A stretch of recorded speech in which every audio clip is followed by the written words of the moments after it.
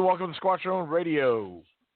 Tonight we got very special guest with us tonight, and we're gonna get right into it tonight. And Shaky, how you doing, man? It's been a long week for me. How's it been for you? I know the missus. Oh, I'm sure it's been rough for you, man. I know the missus has been in the hospital, had surgery recently. Yeah. How's she recovering from all that? The first night was real sore, but she's getting a lot better.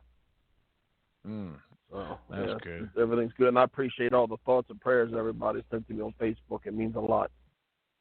Absolutely. Yeah, I know it's been a crazy week for me. The last 3 weeks working overtime, getting up very early in the morning. And we got all next week to do. Before we left today, they told us, 10 hours next week too. So 3:30 every morning, getting up. Yeah, you think it would get old after a while, but you kind of, in a way, get used to it, So, yep.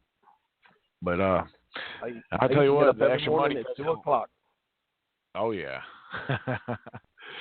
We'll tell you what, I'm excited about our guest tonight, and I'm actually honored that he agreed to, participate with us and speak with us tonight. Tonight we have Mr. Todd Neiss, and I hope I pronounced his name right. Yeah, I have a tendency to mispronounce names, and I'm sure he'll correct me here very shortly once I bring him on. Todd Neiss, he's a Bigfoot witness turned researcher. He's been active. He's been an active investigator for more than 23 years. Born and raised in the Pacific Northwest, he grew up hearing of these legendary creatures, alternately known as Bigfoot or Sasquatch. but gave it little credibility beyond that of Native American lore or a good old-fashioned campfire tale designed to frighten young campers. All of that changed for Todd in the spring of 1933, and I was going to read on a little bit more, but he's got some good stuff here. We're going to get into that. We're going to talk about that. Mr. Todd Neiss is also a sergeant in the United States Army. And we're going to get him on here, and we're going to get into all that. We have a lot to cover in the little bit of time we have. We're going to run for about roughly an hour and a half. Then we may go into a after show for a brief discussion for what's left over. But I want to welcome everybody. Let's please give Mr. Todd Neiss a warm welcome. Todd, you are live with us on Squatch Radio. We're glad to have you. Thank you for coming on. And how are you doing on this Friday evening, sir? Well, I'm doing wonderful. Thank you for having me. It's a beautiful day in the Pacific Northwest, kind of a rarity this time of year. But I'm sitting out on the balcony of the Chateau de Squatch up here in beautiful Mount Hood. Awesome. And so I'm enjoying it, and I'm glad you had me. And I do have to correct you, not on the pronunciation of my name. You nailed it, Todd Neiss. But my sighting wasn't in 1933. It was in 1993. I was around in 33. Thank you. Did I say that? I am so, because I'm looking right at it on my phone here. I don't know. I am so sorry. Wow. No. That's all right. I'm like 33. What? I'm sorry if I said that. I'm so sorry because my brain's still, I'm sipping on coffee right now as we speak. So, oh man, I can't believe I said that. Well, if I say anything, yeah, if I say any more that's wrong, please cut me off. Correct me at any point, because oh, it's all good. Yeah. No, I mean, I was reading through your bio, and I was reading through quite a bit, and I'm actually I am familiar with one of your other team members. I don't know him personally, or have not gotten to speaking to him yet, but everyone's Mr. Ron Moorhead. I know he's. Everyone's familiar with him. Yeah. Now, and I was looking through some of your photos as well, and some of the photos I actually posted in the link for the promo of the show. I see you have a lot of you have a connection and affiliation with Dr. John Bindernagel as well, out of British Columbia, and he's actually one of my I guess you could say. I don't know the right way to put it. Influences, I guess you could say, as far as one who I kind of turned to. Mentor. Oh yeah, exactly, mentor. Him being a wildlife researcher, also taking a step into the Bigfoot phenomenon. So that's awesome.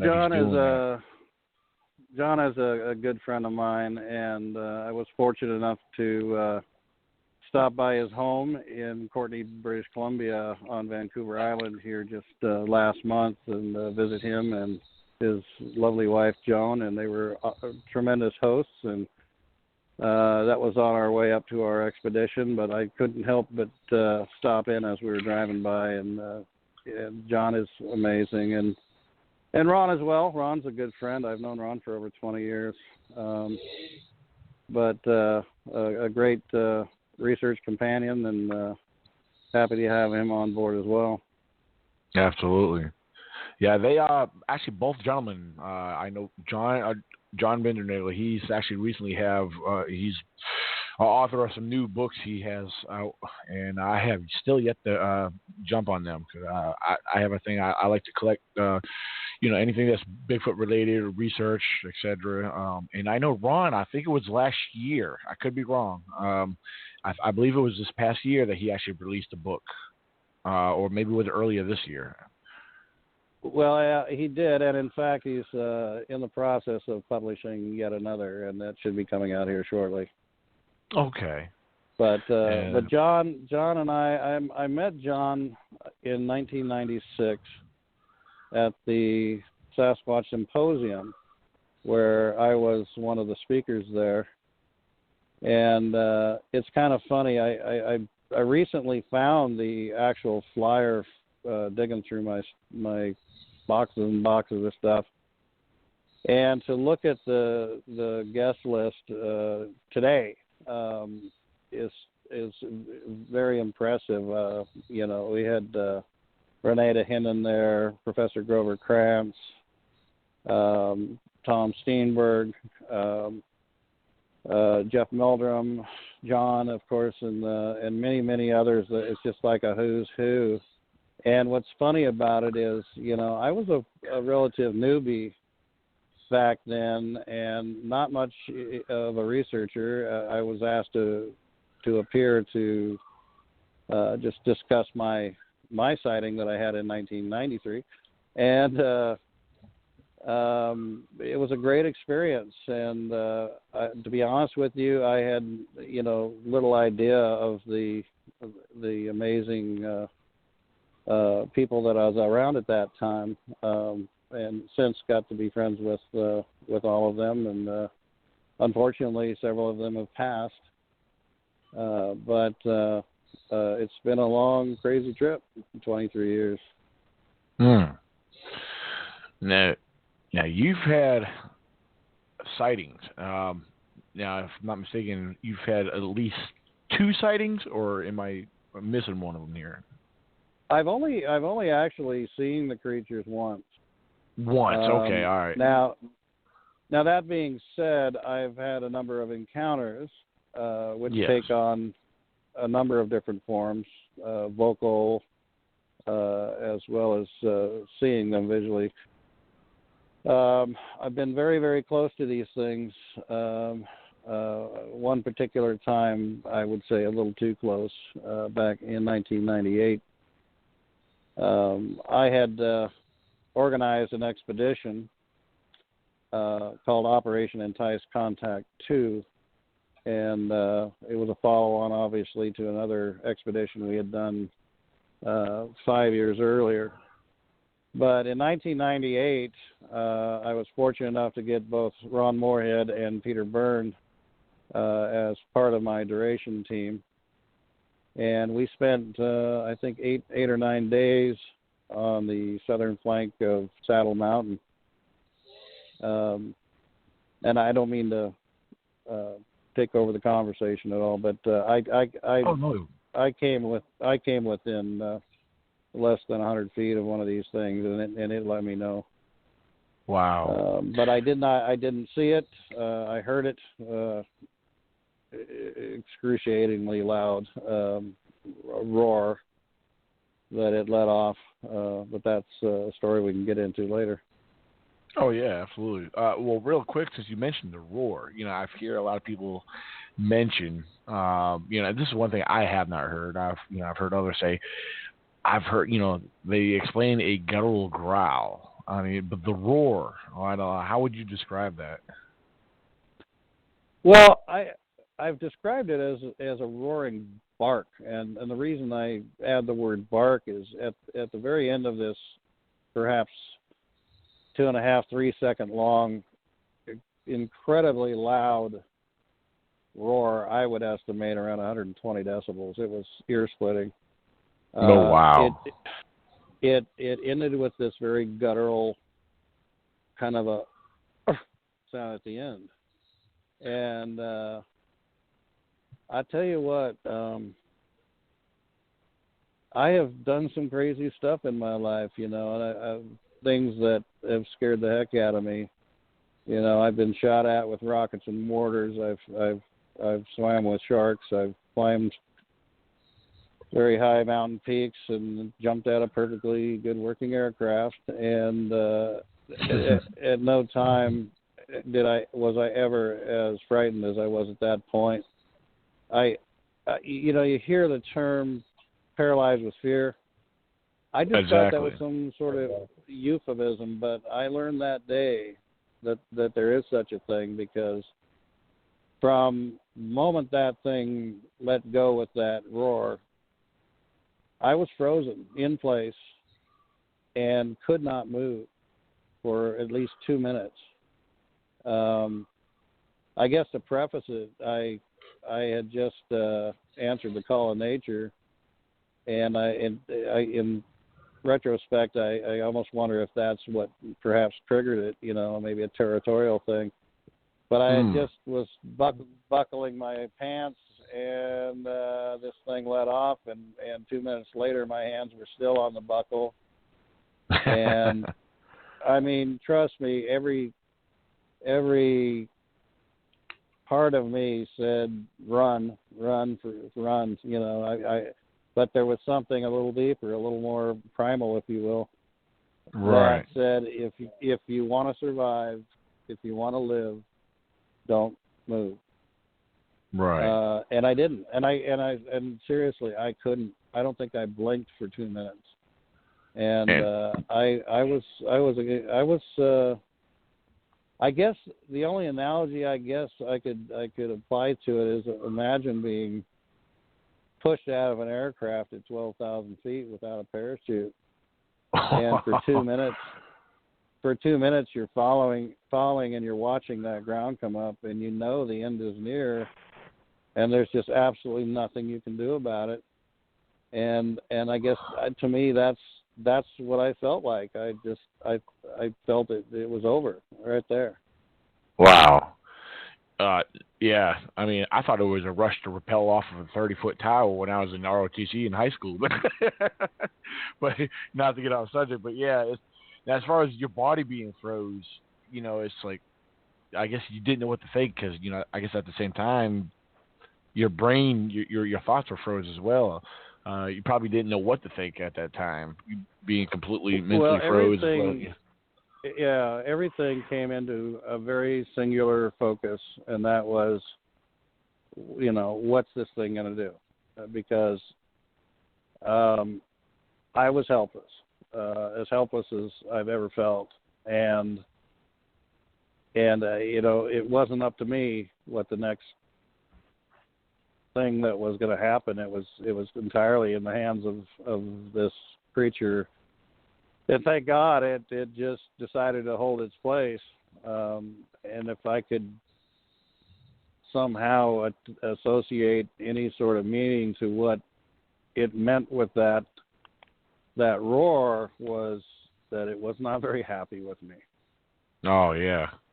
Yeah, most likely there's, I'm sure, a good possibility you were probably trespassing.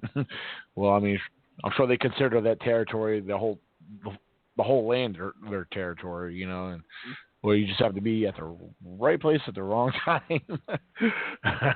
Yeah, now, I guess I was in some old growth timber. There's portions of Saddle Mountain that just logistically was not conducive to logging, just because it was so steep. And wow. What drove me up there, I was actually placing some seismic ground sensors that I had borrowed from the North American Science Institute. And I have a set of ground sensors, seismic ground sensors of my own, that I had deployed the day before. And those I was familiar with. These were a different model, and so I was trying to calibrate them to find out what their range was when a hailstorm approached. And I could see the base camp down below in an elk meadow. We had a small trailer down there. And I had two choices: either try to get down to that trailer before the hail hit, or what I ultimately chose to do, which was to go up into the old growth timber, which was much closer, and just use those giant trees as an umbrella until that cell had passed. And so that's why I was up in there, and I was just waiting for that to go by, and then I was going to go back down and continue my work. And anyway, yeah. So encounter-wise, I've had more than the sighting encounter. I've had vocal encounters, and I've actually had a smell encounter as well that I have no doubt was these creatures. Now, I want to jump on as far as a sighting encounter. Now, just curious, because you hear a mixture of descriptions anywhere up and along the East Coast to the West Coast. But in your from your description of what you saw, how would you describe the subject that you had laid eyes on? Well, it wasn't a subject; it was 3. And Oh, it was 3. Nice. Yep. yeah. So what was going on? I mean, what makes this sighting unique, and there really hasn't been a sighting quite like it. Just because, well, when I tell you the whole thing, you'll understand. I was a combat engineer at that time with the 1249th Combat Engineers in the National Guard, and part of what we do is we train with explosives. Our job is mobility, counter mobility, which means mobility-wise, we make sure that whatever movement element is going forward, whether it's division or a platoon or a company or a squad, that if they encounter any sort of obstacle, be it natural or human planted, such as a minefield, for instance, our job is to go out and breach that minefield, at least breach a lane through it so that our troops can continue forward. And also we use explosives in terms of counter mobility. For instance, the very last of 3 sites that we had blasted that day was a cratering charge, and that's where you would literally blow a road in half and deny the enemy the use of that road. But so it was a Saturday, April 3rd, 1993, that our unit went up there to do these 3 exercises. The first one was cutting charges. The second was a minefield breach, and the last one, like I said, was a cratering charge. And so it was. We set the fuses on that last explosive, which was several hundred pounds of ammonium nitrate that we had been soaking in diesel fuel. And once we lit the fuses, the standard operating procedure was that we'd get in our rigs, we'd convoy out of there and get to a safety staging area where we would, wait for the report of the explosion, and then we would go back and check our work. So nothing unusual. We got in our rigs. We got this, big explosive about to, I think we had like 11 minutes on that fuse. And so there were 4 vehicles, 2 Humvees up front, a covered, what we call a deuce and a half, which is a troop transport, and then in the very back, the commander's Jeep. And I was in the second of the 4 vehicles, and this is a windy logging road through the mountains, if you can picture that. And I happened to be sitting behind the driver, and it was a decent day in April, so I had my window unzipped, and because I hunted that area, it was just natural for me to be, scoping out the wilderness for any sort of game sign. And so I was just kind of looking out the window, had my elbow out the window. We're going around this corner, and once we got around this corner, we were right along this edge of this ravine. We came around, the brush kind of opened up, and I could see a direct line of sight down to the second blast site, the one we had detonated maybe an hour before. And I'm looking down there, and literally standing right in the open, in the rock quarry itself, the gravel pit, if you will, are these 3 dark figures. And I'm looking at these things. I'll be honest with you, the first thing that came to my mind was, what the heck are those people doing down there? Because when we do these exercises, we have what we call 100% integrity, and that means everybody's accounted for in one place. Right. Together, right? And so it just shocked me to see 3 figures out on their own, and technically within range of danger from the blast that was about to go off, but I never even finished the thought. It was like, what the hell are those people? And I never finished the thought. The more I looked at it, I realized I wasn't looking at people at all. These three figures, just to describe them, were, first of all, they didn't have a stitch of clothing on them. They were jet black from head to toe. And I was close enough that you could make out if they had clothing. Second of all, they didn't have the silhouette that a human would present. Right. They were lined up shoulder to shoulder and unquestionably watching us across the ravine as we were convoying down the hill.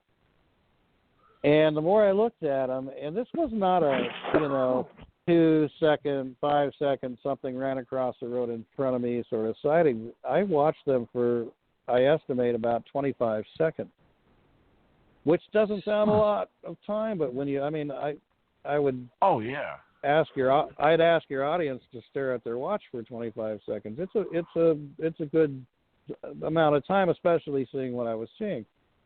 But I watched them that entire time, and as I looked at them, it didn't take but a second to realize these weren't people.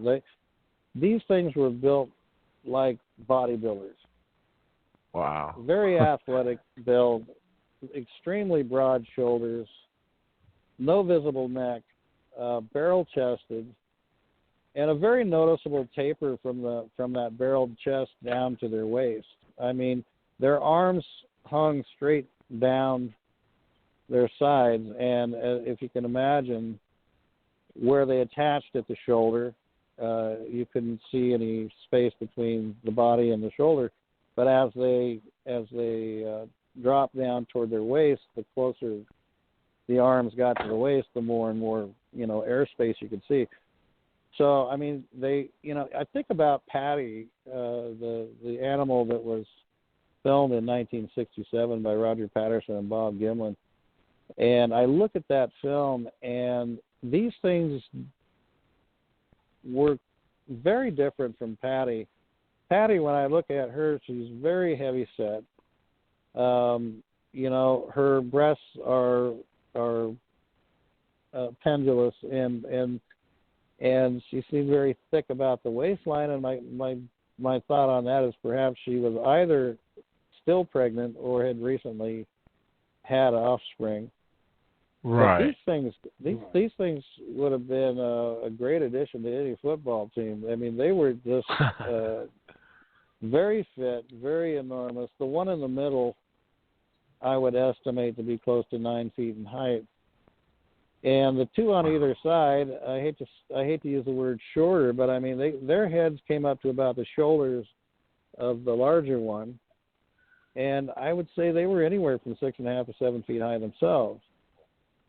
But when we talk about the silhouette that they presented, what struck me right off the bat was that their arms were far too long to be human. Their arms literally hung down to at least their knees, if not just slightly below their knees. Wow. And their legs as well were very, very long and lanky. But it was the activity that they were doing that was so unusual, because the one in the middle, it stood there like a statue. That big guy didn't move whatsoever. But the two on either side, the two that flanked it, were exhibiting this very obvious rocking side-to-side motion, like they were shifting their weight from one foot to the other. And in the process, their arms would swing back and forth in front of their knees. And I'm just transfixed on this. I'm like, oh my God. I think initially you go through this process of denial, but it's very short-lived, maybe just a few seconds. And then once it dawns on you, once you accept what you're seeing, it's like, my God, they exist. You have to understand that, Daniel, I didn't read about Bigfoot. I wasn't interested in Bigfoot. I never watched the TV shows on Bigfoot. I didn't read any books about it. I was I don't know if you call it skeptic. I was probably an agnostic. I mean, it was like I just, if they do, they do. If they don't, they don't. But Right. I really was. I guess I was skeptic as to whether they exist. If I wasn't, I guess I probably would have picked those books up. But yeah, it was something you didn't really think about that much, or really a subject that you didn't really think about oh, at not all. not at all. Yeah. Right. And well, I can say that day was. I mean, if the word epiphany applies to anything, it would have been that moment where I saw these things. I can't unsee them. In fact, I can see them as clearly today in my mind as if it were yesterday. And so it was 25 seconds past. Our Humvee took a corner, and I lost sight of them, and I just slumped back in my chair, my seat, and I just kind of went, oh, my God. And I was, it's overwhelming. It really is. It just flies in the face of everything you've been told, or I guess more to the point, not been told about what's supposed to exist, and then you see this, and it changes your life. Oh yeah. Hey, now, let me ask a question before we go too far. Oh yeah, go ahead. While we're at this stage, I don't want to bounce around, back and forth. But let me ask a question while we're at this stage. First of all, I want to thank you for your service. God bless you for your service. Amen. Absolutely. What Oh, thank you. You said 18 years. You said this was the area that you hunted. Nice. All right, this was the area that you used to hunt at. After the sighting, did you go back to this area to hunt? Oh yeah. But I was hunting something else. I mean, I did go back. I lived down in that area at the time. It's now some over 100 miles away, but I did live down there at that time, and I hunted both deer and elk, and I continued to and do to this day. But you approach it a little differently, with the knowledge that these things are out there. And since you mention it, having seen these things, it gives you an entirely different perspective.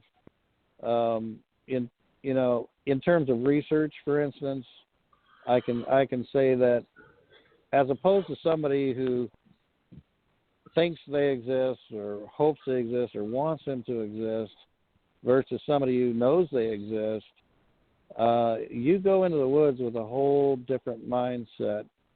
And so it's been very helpful for me in my research, knowing they're there. You can kind of take that, check that block, but I think it opens your mind a little more. And then again, as a researcher, having interviewed scores of eyewitnesses over the years, it's a tremendous advantage again for me, and I'm not taking credit for it. I'm just saying it's just a fact that when you talk to somebody, when somebody gets the courage, and I do mean courage, to come forward and give their testimony as to what they've seen, when they know, when I make it apparent to them, I do so very early on for obvious reasons, when they know that I've shared that experience, that very traumatic experience, it unlocks a whole different set of questions and answers, I guess. It's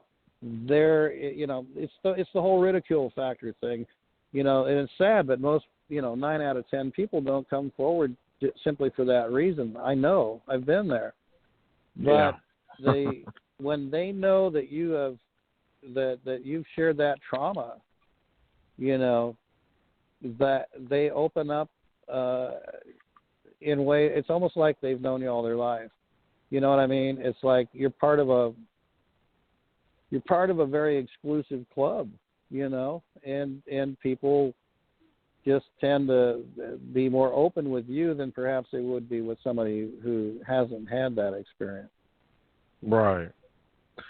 Yeah, me on the other hand, I've kind of taken a big chance, and I've been ridiculed, mocked at, whatever. But I present what I do very openly. I know there's a lot of people have, they have multiple Facebook pages, and for whatever reason, and it's also some do it out of respect for their family, as well. But then you got some that do it, But I decided, somebody told me I should do that. Actually it was Richter. Richter told me, he said, Daniel, you should protect yourself, make it this separate, create another profile, keep it separate from your personal, And I've thought about it, but I said I've gotten so deep into it. My family, up north knows what I do. I mean, and they've actually come to the part where they actually respect me. They actually ask questions about it because they're getting curious themselves, and they see what I share openly, and plus, the details on my vehicle. I believe it helps bring awareness, and it's actually has brought people out of the woodwork, So, I mean, sure. It's a chance you take. Yeah. So, I mean, I'm happy with what I've been doing because it. I'll be honest with you. Shortly after that happened, I mean, like I was still in the vehicle. I'm thinking to myself, I've seen something that is scientifically and historically amazing. It's and there was a part of me that said, hey, you need to share this. You need to let people know these things are out there, and again, as with most eyewitnesses, you start running down this mental checklist of who you're going to tell. Well, okay, Fish and Wildlife, yeah, they're not going to believe me. And then it's the Forest Service, no, and then the police, no, the zoo. I mean, where do you go? And so before the vehicle even stopped, I had gotten myself to the point that I told myself, just keep your mouth shut. You got to understand, at this time, I'm a family man. I'm a non-commissioned officer in the military and a vice president of a shipping company in Portland. And my reputation, I worked hard for it, and I really had to put it on a scale and go, what's the advantage and disadvantage of coming forward with this? And, before the vehicle even stopped, I just said, you know what, Neiss, just file that away in, you got lucky, and, but I can't prove it, right? So it's just hearsay. Right. Well, that kind of changed. That kind of changed a little bit once we got down to that staging area because I was in the second vehicle and we had two more vehicles coming in behind us. I desperately wanted to see them again. So as soon as I got out of the Humvee, I started kind of jogging back up the direction we came from, hoping to position myself in a spot where I could see them again. And after going about 100 yards or so, I came to the conclusion that there was a pretty good sized knoll between me and that pit, and I knew because of, like I talked about earlier, there's 100% integrity, everybody's accountable in one area. I realized I really couldn't safely go any further, but still I was just yearning to see him again. I'm pretty much standing on my tiptoes with my hand up to my forehead, just trying to see anything I could. And while I'm standing there, I hear these footsteps coming up through this gravel road, and somebody's approaching me, and I hear, "Hey, Neiss," and I look over, and here's Sergeant Martin, and he's walking toward me, smoking a cigarette, and he goes, "What you looking at?" And I kind of hesitated, and I go, "Nothing." But he continued on, and he got closer to me, and as soon as he came up to me, and the rest of the trucks are now pulling in behind us, he looks at me and says, "I don't suppose you saw what I saw down at the second blast site." Well, I wasn't going to say it. So I said, "I don't know, Jeff. What did you see?" And at that point, takes another drag off the cigarette, and he looks left and right and all around to make sure nobody's in earshot, and he looks me square in the eyes and he says, "I saw 3 hair-covered Bigfoot, I guess."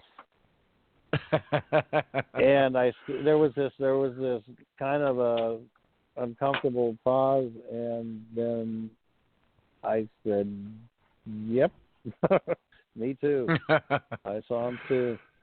And Wow. and because we were traditional guardsmen, meaning that we drilled 1 week in the month and a 2-week training in the summer, it wasn't until next month, May, that we got together again.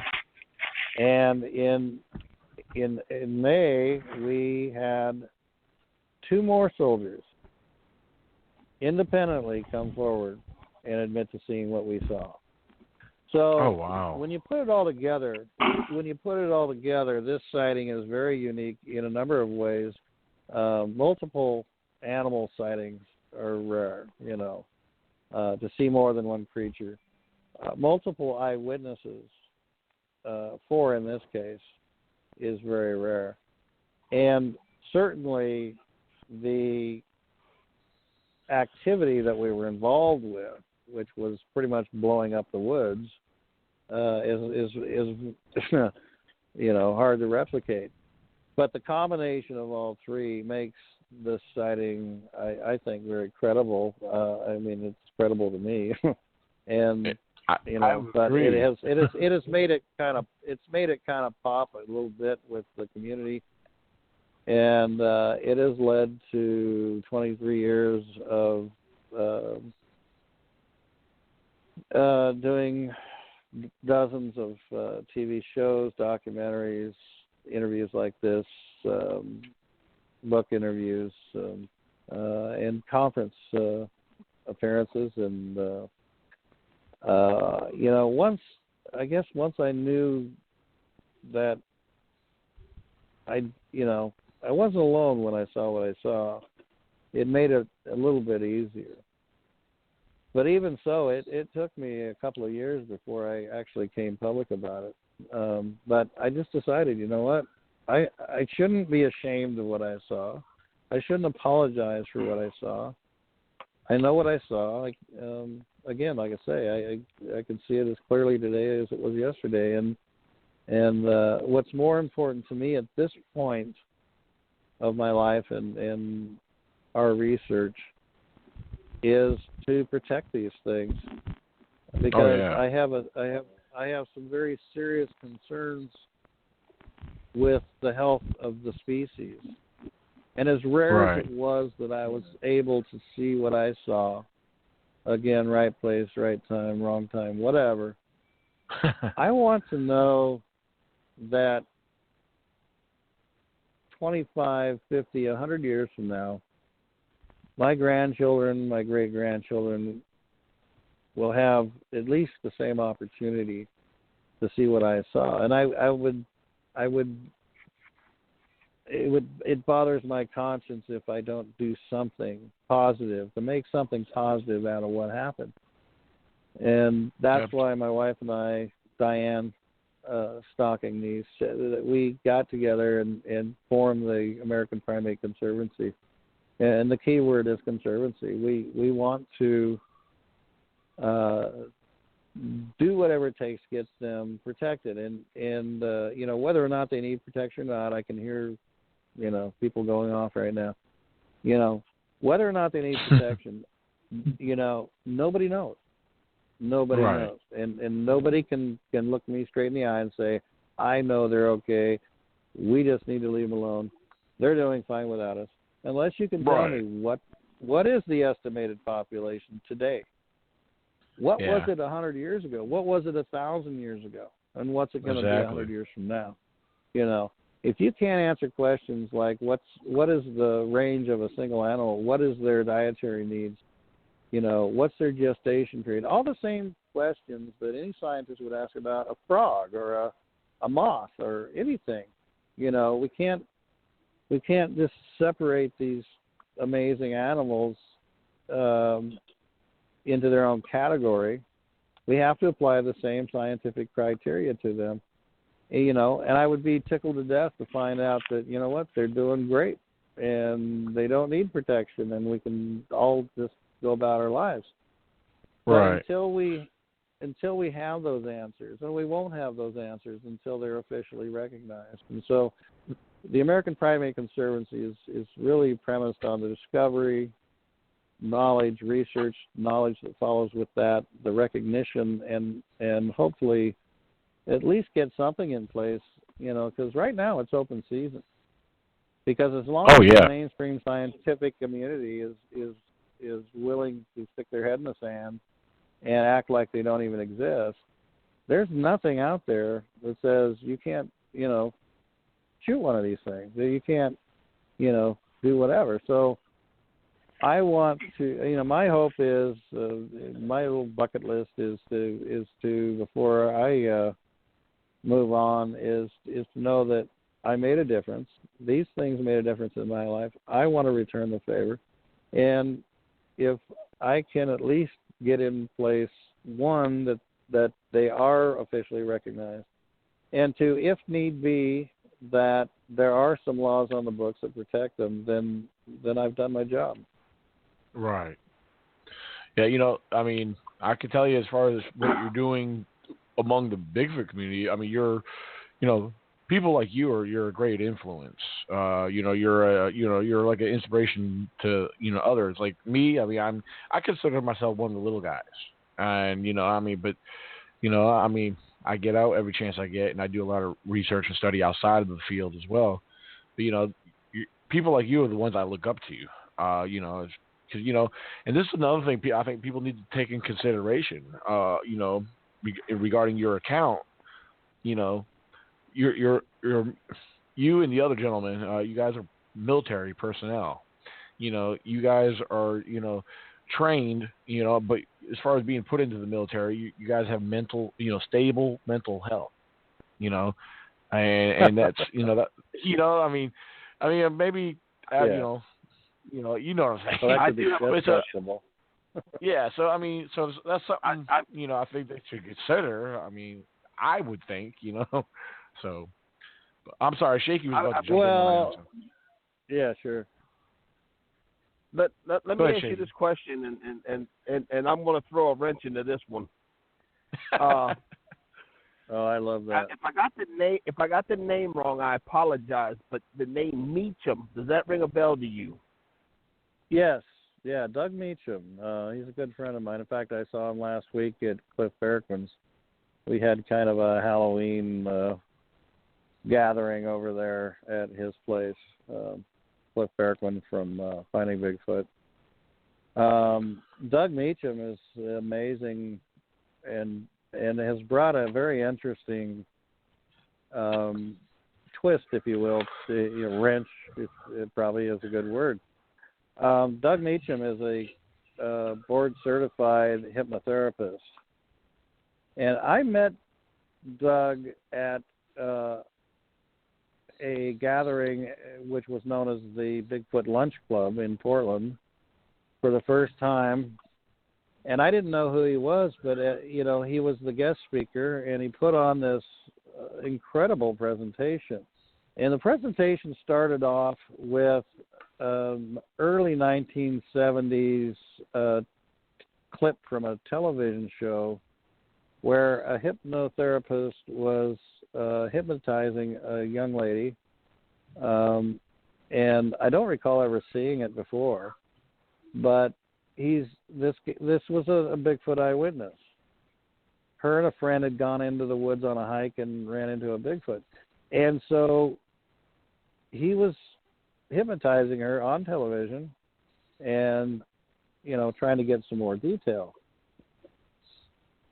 So Doug plays this clip, and it's amazing. He's like this hypnotist is going, all right, let's go back to where, once he had her into this very subdued state, he says, let's go back to before you saw this thing. What were you doing? She goes, well, I called my friend Bethany.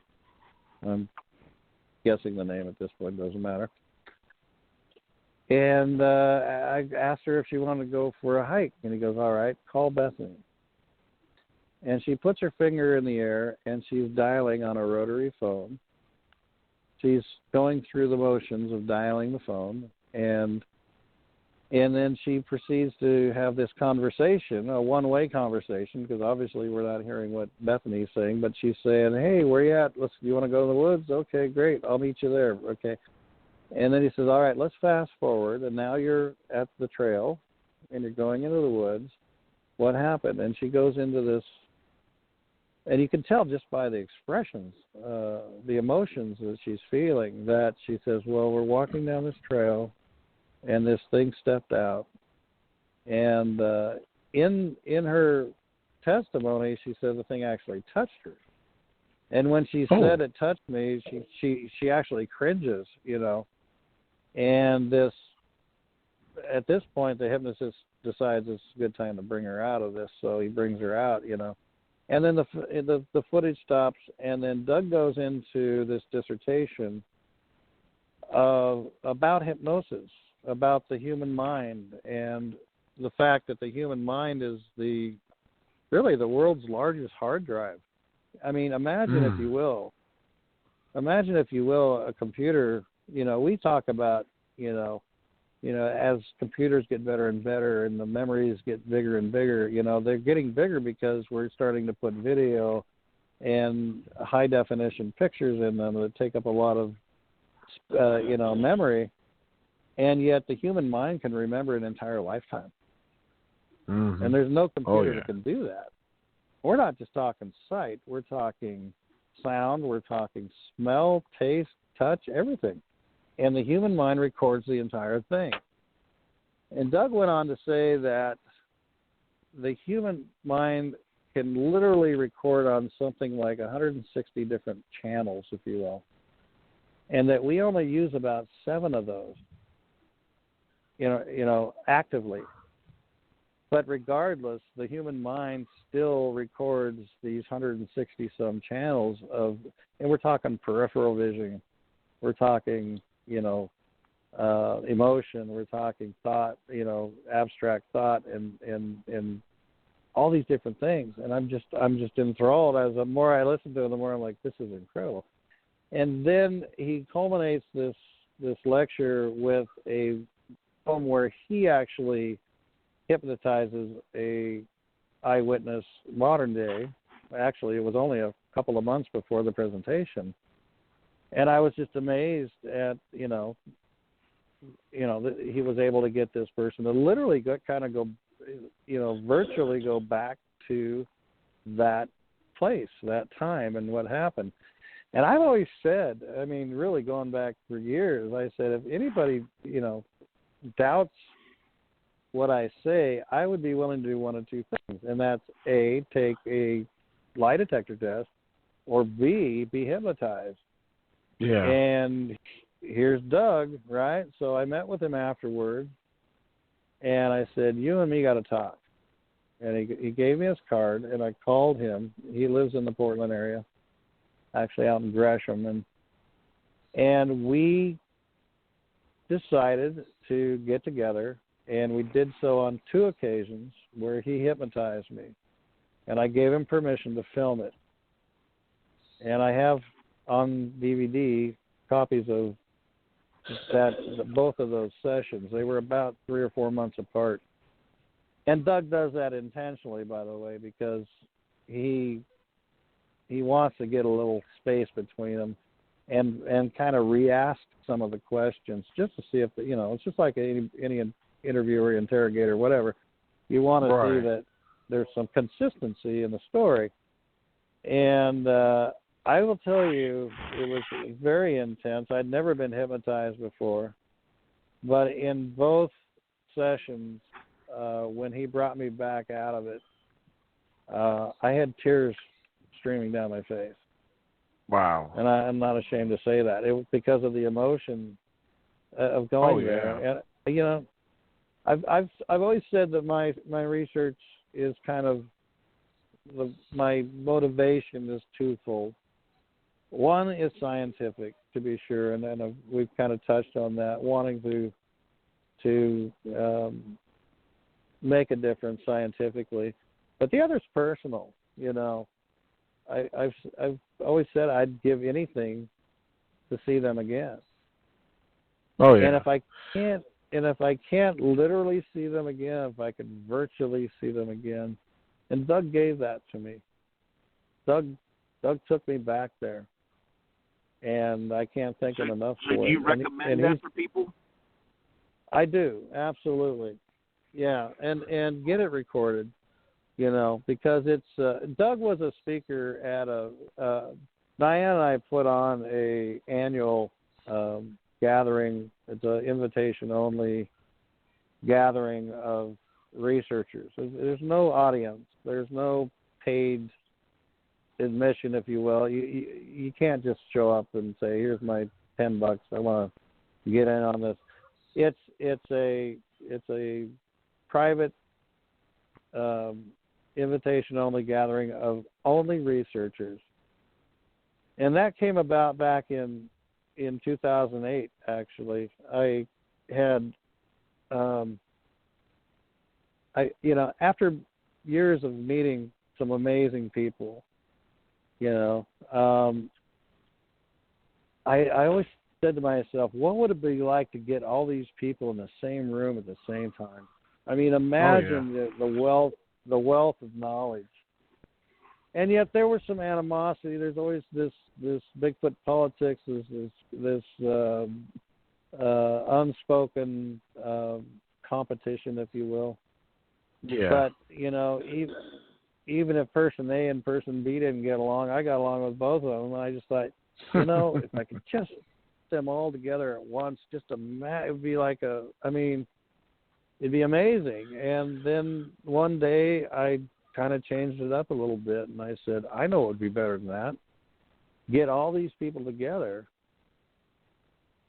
and put a cold beer in their hand, in their hand, and put them around a bonfire, you know, and let them really get to know each other on a personal level. And that's where BIGFOOT, that was the genesis of BIGFOOT back in 2008. And you guys had a great turnout recently, didn't you? Well, it's not about turnout. Trust me. I can have 500 people there. I have to limit it basically based upon the regulations of the campground that we have. I'm supposed to keep it at 100 people. And that's for logistical reasons. You know, they you know, the dumpsters are only so big, the bathrooms can only hold so much, and there's only so much parking. So, but the last couple of years, we've kind of blown past that a little bit. Last year we had, I think, 125 or so. And the year before that was 141, and it got too big. And I want to keep it small. And this next year will be our 10th anniversary. Awesome. And I can't even believe it. And it's going to be a doozy. Come out here and have an East Coast version. What's that? Come out here and have an East Coast version. We got an ocean on this end. Well, trust me, this one takes everything out of us just to put it together. I mean, Diane and I work our butts off, and I mean, we're so busy trying to host this thing and make sure everybody gets fed and that the speakers are, you know, getting on and off at the right time. Everybody that speaks at this conference, by the way, not only these people get paid to speak at other conferences. We have people volunteer. You know, we've had, you know, Peter Byrne and Ron Moorhead, John Green, Tom Steenberg. It's been a who's who, and they all volunteer. In fact, they pay to come. Awesome. I mean, and we don't, you know, we just charge, you know, we basically figure the cost of the event and split it up between everybody just to offset it. But in fact, Doug Meacham has already volunteered this next year to be one of our speakers. He spoke once before and did an awesome job, and we'll just kind of, as the year goes around, I guarantee you we'll get 6 or 7 speakers step up and want to contribute, and it's a lot of fun. And but yeah, Doug is a great asset, and that's what I look for. So things that are unique that other people aren't looking at. When it comes to research, Doug, the hypnosis thing is a great tool. Another one is involving people that are in law enforcement. We had a gentleman by the name of John Cordell, who was a retired Portland police officer that spoke in 2009, and he's been at most of the BIGFOOT events. But John brought this law enforcement perspective where he talks about 3 different things, really. One is securing a crime scene, right? Okay. Yeah. Well, we don't think about an area that's got evidence as necessarily a crime scene, but in the same token, a lot of the principles applies. You want to make sure that the evidence is preserved and that you approach it from a standpoint of being very careful with the evidence you find. The second thing is preserving the evidence, and we talked about how to handle any evidence with the idea of DNA possibly being present, and how to properly handle that. And lastly, you don't want to contaminate that. Right, and then the questioning, the interviewing piece, the interrogation that you'd call it, but I hate to use that word, but there are ways, and he uses an FBI protocol of like 76 different questions, where you ask, certain questions, and then you come around, from behind and ask them in a different way later on in the interview process. Just you make it sound like a whole different question, but you're asking the same thing. And that way, if they're consistent, they're being true. But if they start, embellishing or adding things, then all of a sudden, why did they say that the first time I asked that question, right? So, I mean, these are the kinds of different perspectives. These are the different, kinds of things we look at, trying to look at new ways of approaching the subject. So, this is one. All right, I got one question. Especially this I had this question from back when you were describing your sighting encounter, and sure. I asked this to everybody, but in your own eyes, from your observations, and I mean, what do you believe Sasquatch or Bigfoot? What do you believe they are morally related to? I mean, they have and I've heard from numerous reports and what people shared. The very long arms. Now, because I know there's all kinds of theories floating around out there, and people say, a lot of people say, oh, there's some type of people or person, And as far as I recall back, no Neanderthal, nobody, as far as I know or understand, no human's been known to have long arms as long as they're, down to their knees, But I mean, then again, I don't know. So I mean, but what do you see that as? Well, the jury's still out on that, and I'll tell you, I've come full circle on that question. I mean, initially, I saw these things as something between ape and man, and I kind of associated them with an animal. But an interesting thing happened with me probably 6 months into my own personal research, and when I came back from the field, the first thing I did is made a beeline for the library, and I honestly can't remember when I had last been in a library, but I was enthused, and I checked out every book I could find on the subject. Right? And I walked out of there with a stack of books over a foot high. The librarian's going like, "Why don't you just take a couple and then you can bring those back and take a couple more?" I'm like, "No, I want it all." Right? So I'm devouring this stuff.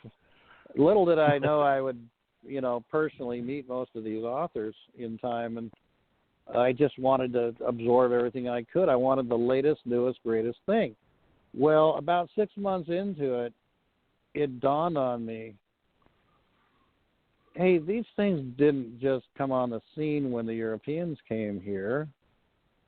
Surely they existed before that. So then I literally did a 180, and I started looking for the oldest possible clues or stories as to, you know, these creatures being around. And so obviously that leads you to Native Americans.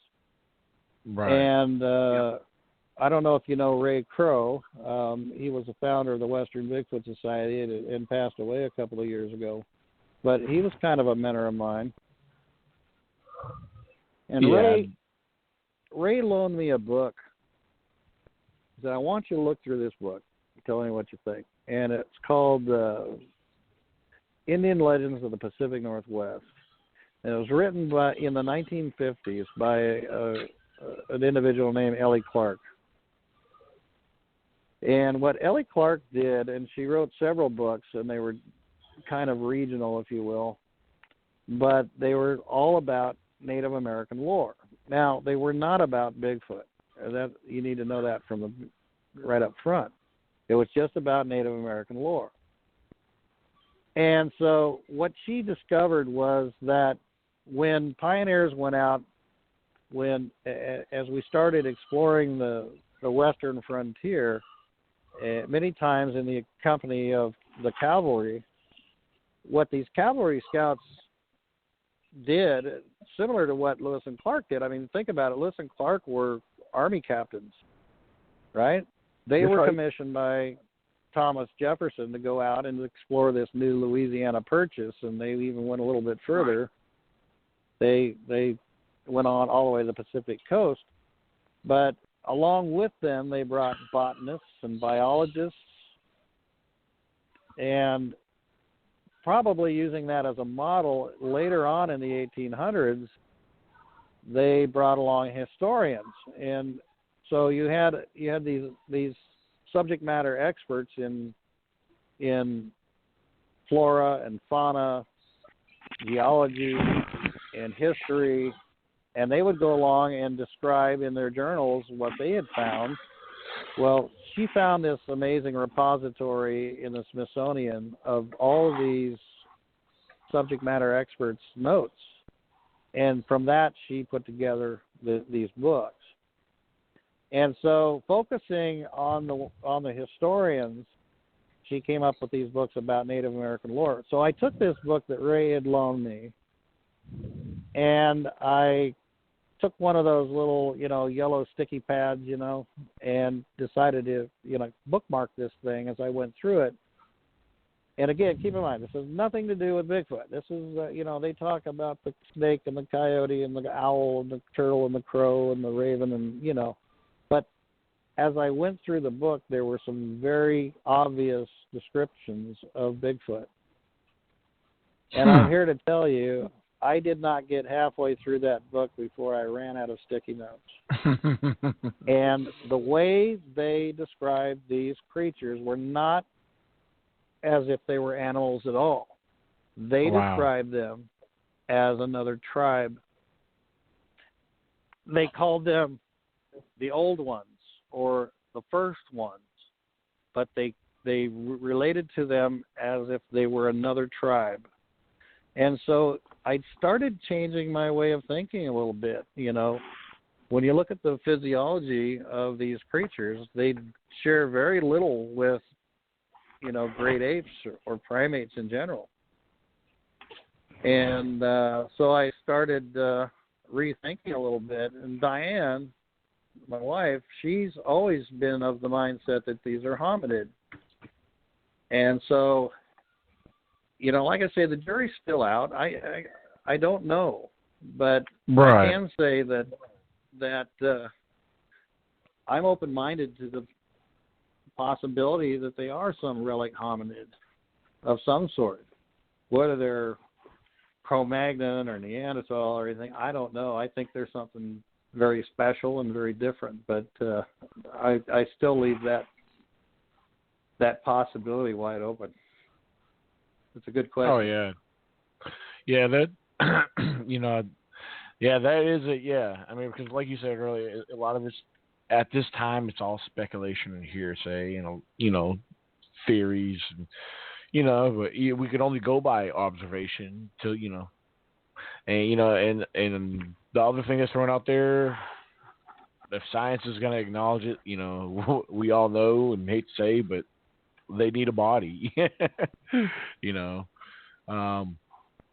So I mean, but I've always imagined. I shared this before too. I've always shared, maybe on my, my little adventures. I always imagined, what if I come across a body or some kind of remains? I mean, that would be mind blowing to see something, just the body itself. But the thing, then again, there's all kinds of there's other questions that come up. Well, okay, you found a body and you're convinced this is what this is, but what are you going to do? How are you going to collect the evidence? I mean, who are you going to turn to? I mean, there's people I have in mind, and I've spoken with other individuals, and and I've there's one individual I think I would trust, and I've interviewed him before through a live YouTube podcast, Dr. Haskell Hart, and we had a big discussion on that, so he would recommend people, there are certain ones he would recommend that might be incredible to get involved with, but I'm one of the ones that think this is a government cover-up. I don't think government's got anything to do with this, and everybody thinks I'm crazy for feeling that way. Well, I'm not a conspiratorialist, but I would have to ask you what the government would have to gain or to lose with the discovery of these creatures. And I have a hard time coming up with an answer for that. I mean, it's like saying, let's talk about the mountain gorilla, which was only discovered in the 1930s, or the lowland gorilla that was discovered, or I should say, when I say discovered, I mean officially recognized, because the Phoenicians talked about it in 700 AD. Yeah. But I just have a hard time seeing any consequences to the government for acknowledging the existence of these things, or hiding it, for that matter. Just I don't know. It is what it is. To me, it's a matter of it's a matter of time. I think it's they're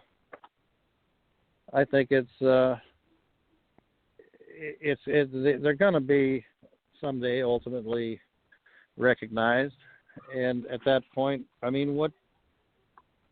what does it change? It's just once you realize they've been out there, they are there, and we've all just coexisted together all this time. What's to hide, right?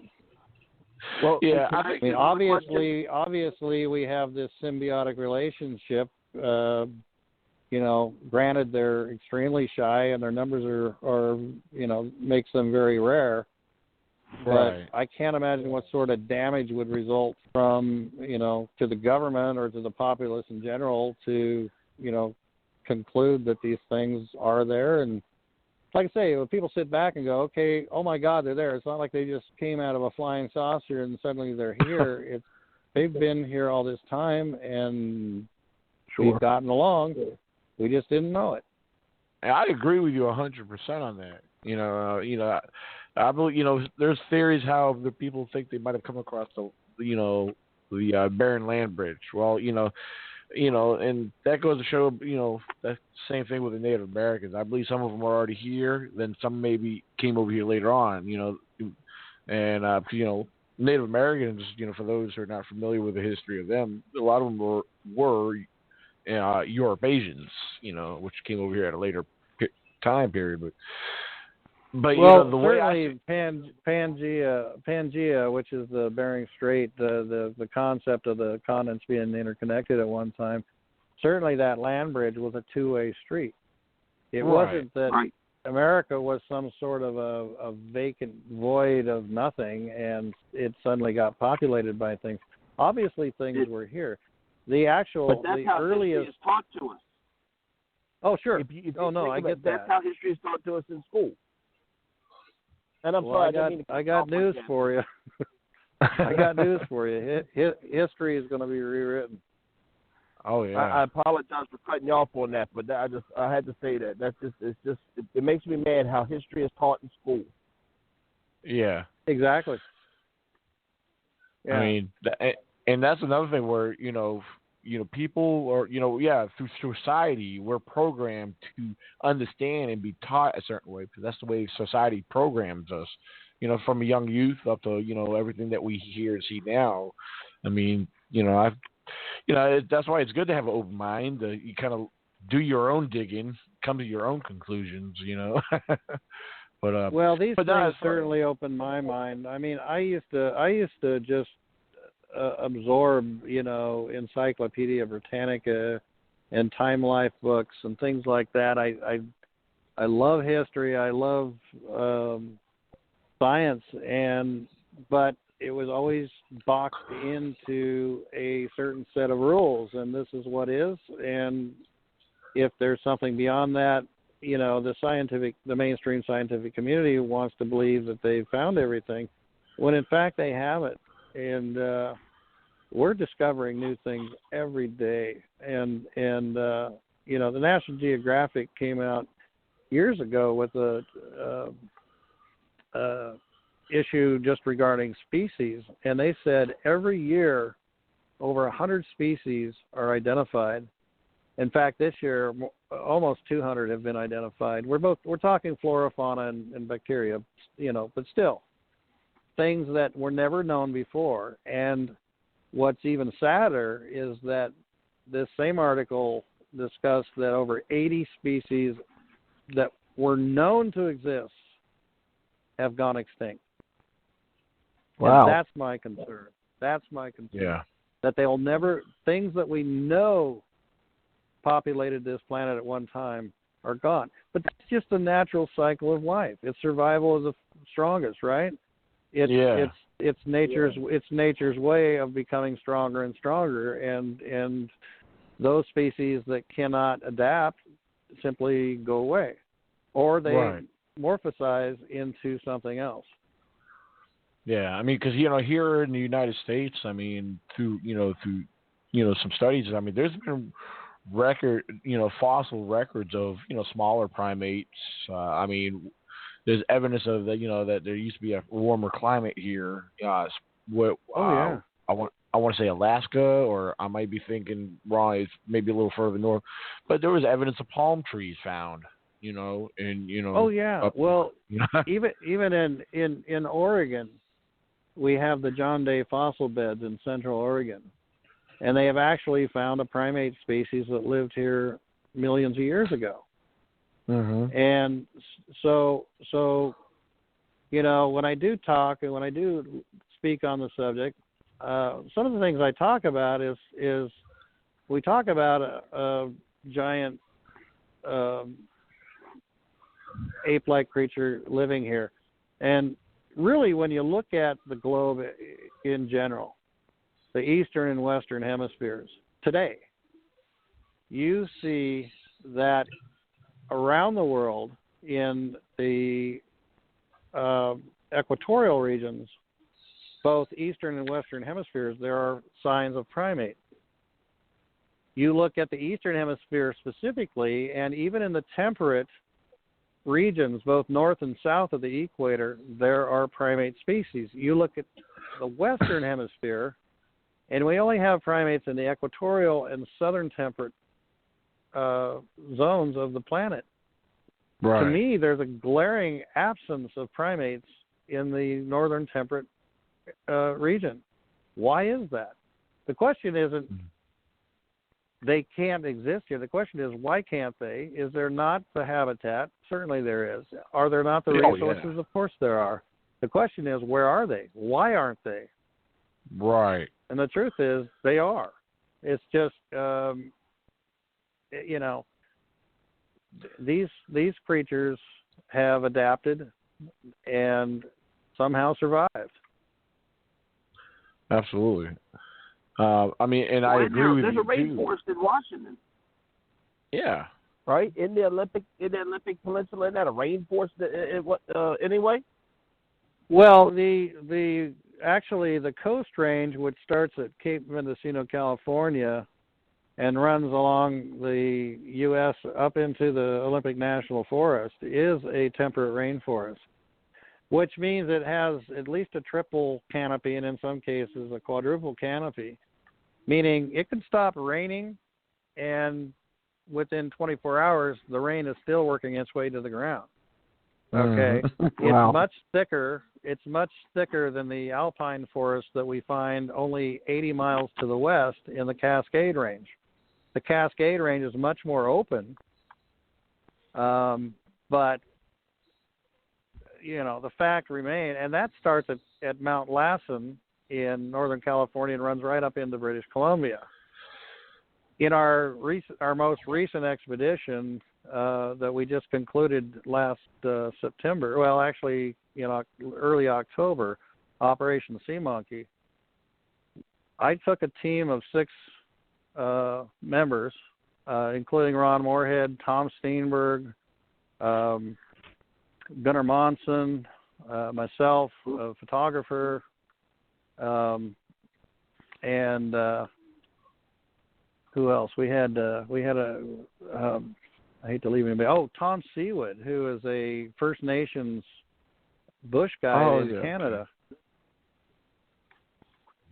And Tom was up here at my place, at the Chateau de Squatch up here in early September, he and his girlfriend, and we talked about the goals of the Conservancy, our short range goals while I'm still in the Army, of doing research around this area, the Mount Hood National Forest. And then our mid-range goal, once I retire, we also have a 42-foot yacht that we live on during the week in Portland.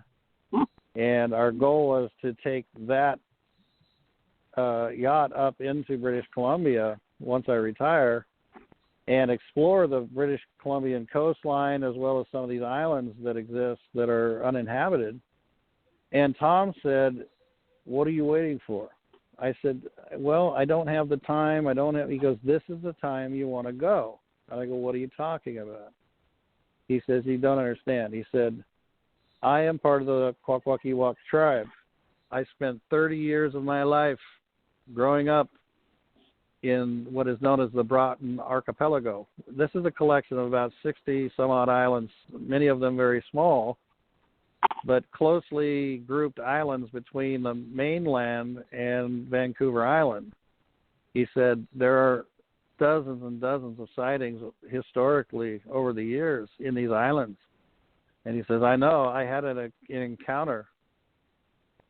He's actually had 2, but one that I'm familiar with was one that he and I both were on. I want to say it was for Discovery Channel. I could be wrong.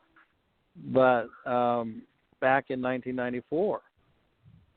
And he was on a fishing boat. They had anchored off one of these islands, and they decided to do some wolf calls in the night to see if they can get some wolves to answer back. Well, they got answered back, but it wasn't by a wolf. They got one of these long, mournful howls, and they looked at each other and said, "What the hell is that?" And Tom said, "Train the spotlight on the beach," because these fishing boats have big spotlights. Well, they lit up the beach, and lo and behold, here was a Bigfoot standing there. And as soon as the light hit it, it dropped down to one knee and took one of its arms and put it over its face. And Tom could have fell over, because Tom said, growing up in the villages, we are taught the ways of our people, and part of it is the cultural dances that we do. And we have a dance called the Dance of the Bequas. They call them Bequas and Desanaqua. And he what said, you just described, in the dance, he said, you wear this costume that looks like it's covered with hair, and you wear a wooden mask that has a face with the mouth open. And he says, you dance to the drums in one direction. And when the drums stop, you drop to one knee and you throw your arm up over your face.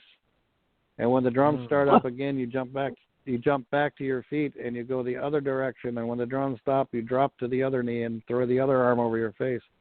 He says, wow. I did this as a child. He said, I danced the dance of the Bequas. And he said, here it is. I throw a light on one of these things, and it does exactly like we do in the dance. He goes, I realized right then and there that the dance wasn't just a dance. It was an actual portrayal of these creatures and what they do. Wow. And That's Tom awesome. said in late September is when the best clamming tides are. This is when my people go out on the beach and we collect clams and we collect cockles. And he says the bear know that they're out there. The bears will go out there and dig them up. He says, and the macaque does the same thing. And so, in fact, I have a Native American drawing of a Bigfoot digging clams in the beach. That's a very old drawing. So he said, if you want to do this, I have connections.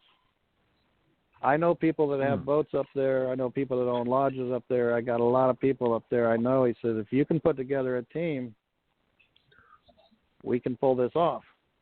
Well, I said, well, okay, but we're talking some money. What are we going to do? And he said, well, we need to raise some money, but, you know, everybody's going to have to contribute. But if we can pay for the boat and the captain and the fuel and the provisions, we can make this happen. He goes, I'll talk to my people, you talk to yours, and see what we can do. In 3 weeks, I was amazed, but we put together a GoFundMe project, and we raised over $5,000. And I got my six-man team together. And within 3 short weeks, we all got together, and we traveled up to Vancouver Island, and we boarded a 50-foot trawler, beautiful boat, and brought on a second cameraman, and we spent 6 days up in those islands. We stopped at 5 different islands in 6 days and did some investigation, found some evidence, some, you know, anecdotal at best, but we did find some evidence. We heard some things, we saw some things, we saw signs and whatnot, and it was an amazing adventure. But we're planning to do another one next year, a little bit larger scale, but and we do plan on putting out a documentary here. It's currently in production, and I will be also publishing a book on the adventure as well. Nice. So stay tuned for that. But anyway, absolutely. That's our latest expedition.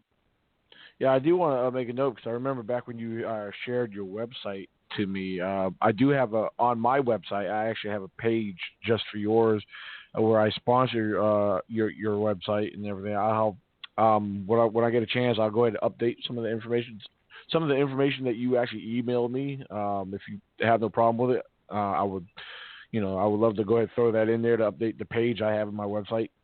For the American Primate Conservancy. So, and then I'll even. By all means, I appreciate that.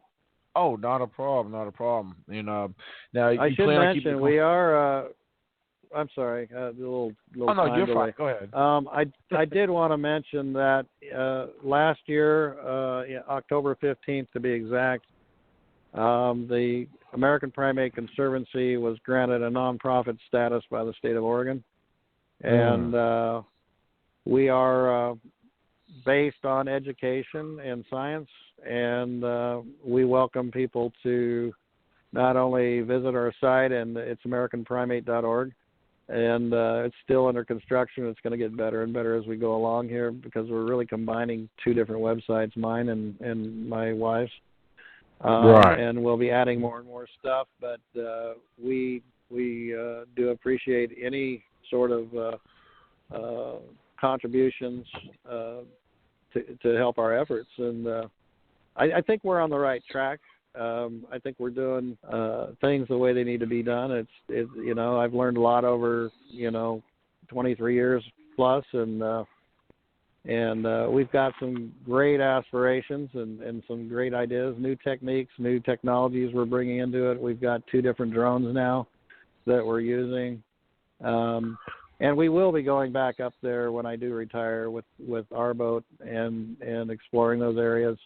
And our ultimate ultimate goal, I should say, which is very ambitious, but admittedly so. But we plan to build a world-class Bigfoot interpretive center here in the Pacific Northwest. That project will run into the millions. I'm already starting to collect exhibits. I've got my hands on about 3 collections currently, including part of Peter Burns' collection for one, and Ray Crow's collection for another, and another one I'm working on that looks like it's going to come through.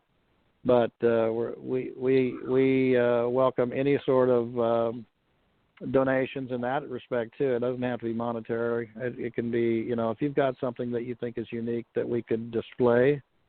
But this facility will have about a 500-seat auditorium in it that can be used for conferences and lectures. It'll have a full-scale laboratory, both with DNA, solid phase microextraction, which is a fairly new technology. I've recently hooked up with a forensic specialist who helped design the forensic laboratory in Ashland, Oregon, which is one of only 2 in the world that do forensic work on wildlife. Nice. And he and I will be getting together. He's already agreed to be part of our team, and he's local. I mean, we've dealt with experts from England and New York and California, but now we've got one here locally in Oregon. Awesome. That's willing to get involved and has offered not only his expertise but his access to equipment. He actually works for the United Nations and the Department of Defense as well. So we're putting it together, and it's coming along great. And so, but we do obviously accept monetary donations, equipment, whether it's new or used or otherwise. We're getting some sponsorship and donations from in that regard as well. So, but that's our long-term goal. If I leave a legacy, that's what I hope to do, is to have this facility. We'll have a huge exhibit hall, an art gallery, a hall of fame, a conference center, laboratory, classrooms, and that's a big part of what we're doing is education. We plan to put together a program that is actually a certified program where anybody that really wants to get involved in Bigfooting can go through a 8 to 10 class certification that will be recognized. Hopefully it will be accredited. But so those are the kinds of things we're working on, and we're really wanting to make this field of study a little bit more serious, and if it's taken more seriously by mainstream scientific community as well as the media, then I think we've done our job. I would agree. I mean, I have to say, there's no doubt you guys are well organized. You guys definitely got your act together. And I do want to throw it out there because a lot of my listeners, because that's live now, and listeners that will hear later, listen to this later, because I'll have this later uploaded on my YouTube channel too. I know a lot of my listeners and subscribers, the majority of them are on the West Coast. So yeah, definitely, you guys check this out. Because I know people, always asking questions, people wanting to get involved. So definitely check out Todd Neiss. Look Todd Neiss up and get with the American Primate Conservancy. So I gotta ask you, Dan, do you guys take any calls from listeners, or absolutely, have anybody that might have a question? There is a question on there that I'm looking on the live chat, because I do have a live chat open up. I didn't want to interrupt you because you were throwing some good stuff out there, awesome information. Well, here's one of the questions. Mr. David Parker is asking, have you ever found any tool use out with the Western Bigfoot? Is the way he worded it. Say that again. He's asking, have you ever found any tool use, like anything that looks like it may have been used for tools by a Bigfoot? Honestly, I have not. No. I don't discount that as something that they do. Let me take it a different direction if I can. These things are intelligent. There's no question about that, and not only just because of their ability to evade us. And I think a lot of that's just natural. I mean, we're in their world. Humans are some of the loudest, noisiest, smelliest things out there, and trust me, they know you're there long before you have any idea they're there. It's the old saying that for every deer you see, 100 deer have seen you, right? So, they are very adept at knowing their turf and knowing what is there naturally and what isn't.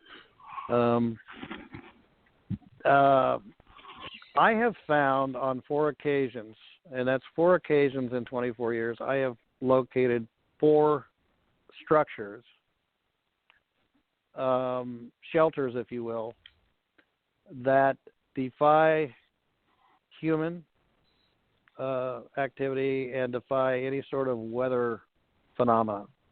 And by that I mean these structures. Let me just preface this by saying I don't buy into all this crap about crossed sticks or glyphs.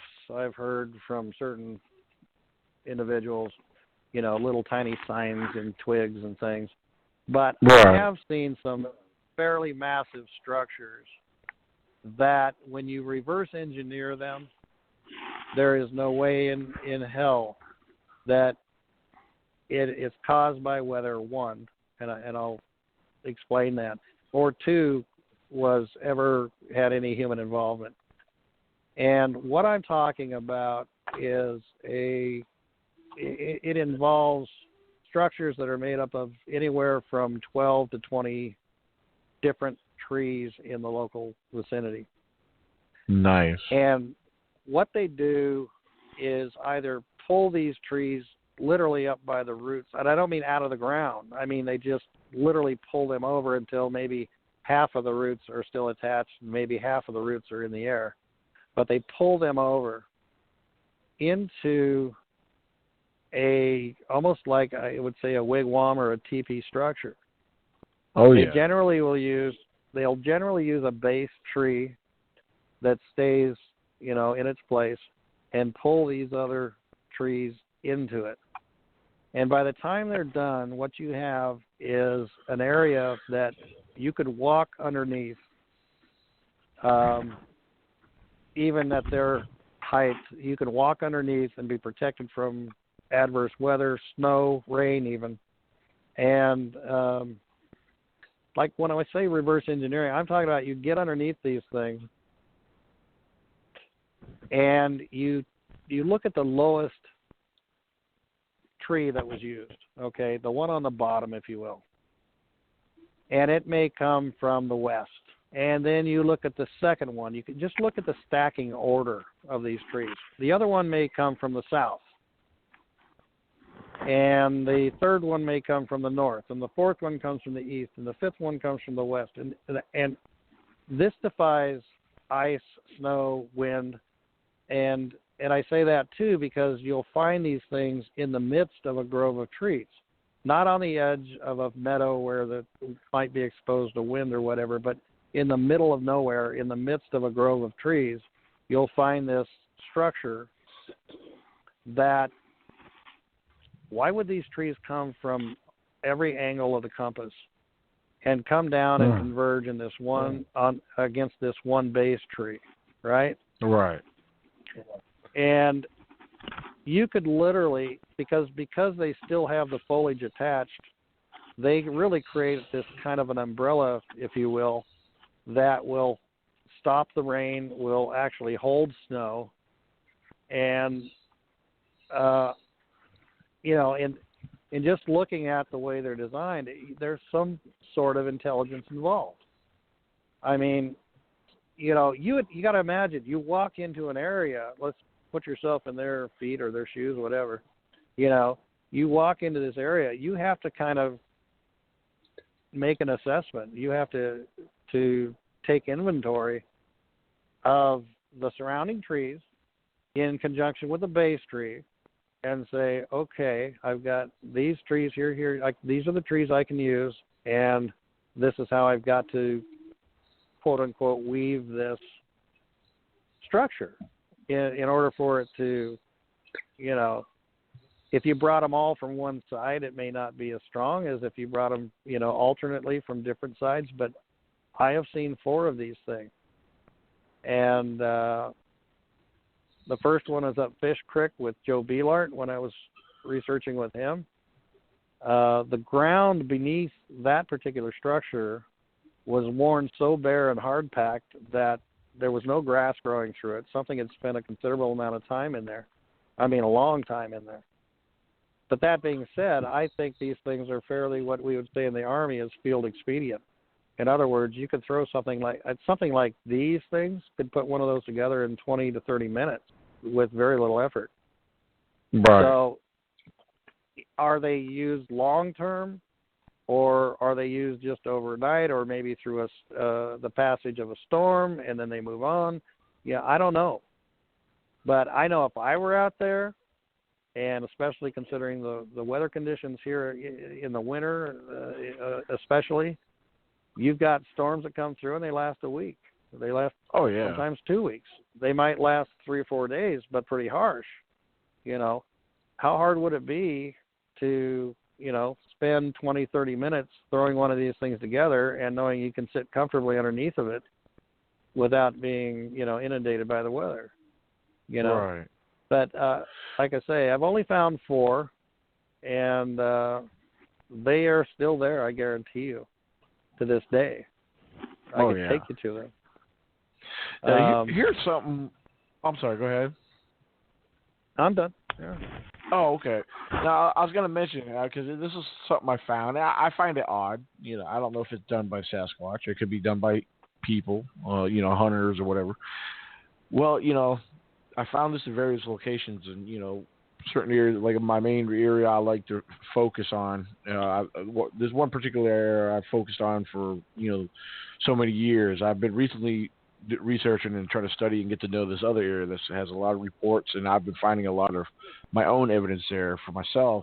Well, doing some exploring, I found in this new area 2 things that I found in my main area, and I just find it odd. But have you ever come across, and if you haven't, but you can feel free to share your thoughts on this, stones, large stones on top of old dead stumps that have either been placed there, wedged in them, stuff like that? Have you ever come across anything similar to that or around that? Yeah, I have, and I'll tell you this: when it comes to like rock stacks, and I've seen these many times. Those are done by hikers. Yeah, and you'll see, you know, somebody might stack 4 on there, and then somebody else will come along and stack some more, and they'll get it to the point where you can't stack another rock on it without it tipping over. Stones on top of logs, I've seen them. Obviously, they didn't grow there. I don't know how they got there. You know, again, you can't discount humans doing that for whatever reason. When it comes to markers, and I think maybe that's where you're heading. Well, yeah. I do think these things certainly have the capability of marking certain areas, breaking trees over, for instance. On one of the islands we went to, I want to say it was Village Island, but it was pointed out to us by Tom Seawood, the First Nations guy. He said, look at this tree. He goes, look up in the branches. He goes, there's a bunch of branches broken off at about the 12-foot level and stacked almost like a shelf, if you will. Right. He goes, you know, we can't reach them, and that just looks peculiar. And you know, I didn't really apply anything to that per se, but it was unusual. But here's what I got when it comes to rock stack or rocks in peculiar places. We know the bonobos, for instance, which is a large variation of chimpanzee. Oh yeah. They are smart as hell. They travel in troops, and they are known to break off leaves and branches and stack them along their certain areas where they leave the trail. For instance, when these troops in the daytime, they break up, there may be 30 or 40 of them, and during the day they'll forage and they'll separate. But every night they'll congregate in one particular tree. And there was a scientist, a primatologist, that followed them for a long, long time in Africa. And she got to the point where she was she started noticing these piles of leaves that they would leave. I mean, they'd break them off and leave them anywhere there was a split in the trail. And they would leave these piles of leaves on one branch, one fork, if you will, of that trail. And she thought, are they leaving a sign for the rest of them that we took this particular fork? Well, as it turned out, that's exactly what they were doing. In fact, she got to the point where she was able to let them, she would be with them in the morning when they broke up, when they dropped out of the tree that they congregated in, and would split up and go throughout the forest. And she got so comfortable with it that she would let them go well ahead of her, just to prove this theory she had. And she was able to pick up the trail later, to start later in the day and catch up with them, simply by watching these piles of leaves the way they had set them on these forks in the trail. And she would be able to literally track them down. And she believes they do this intentionally, because of the fact that they're so dispersed during the day, that in order to leave a sign for the rest of the troop, this is where we're going, that she would be able to track them down to the tree that they ended up in at that night. They're not stupid. Oh, yeah. Todd, but whether quick, the Bigfoot do that or not, I don't know. Right. Yeah, it's definitely a mystery, though. The way, because the stones that I found had a similar appearance to them, which was, another thing I observed. But yeah, I wanted to jump in. We have a caller on here. I wanted to bring them in and see if they have, if they have a question or something they want to talk to you about. Oh, by all means. I don't know who they are, but we're going to get them in here right now. Caller, sure. You're live with Squatch Radio. You have a question or anything you want to share with the guest? Whatever happened to the Bigfoot that was in Clovis, California, the one that they said licked a window there? Now, you know anything about that, Todd? I'm not really familiar with that. It sounds like something I heard about, but I personally didn't pursue that, so I really don't have a good answer for that.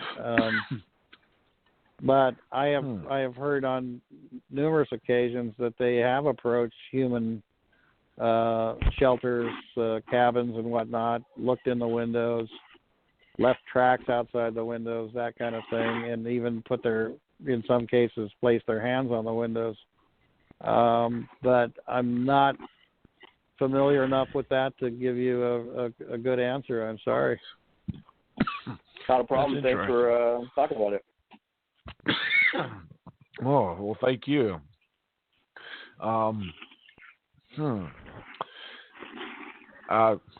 Anybody else that wants to call in and ask, I'm more than happy to. Oh, absolutely.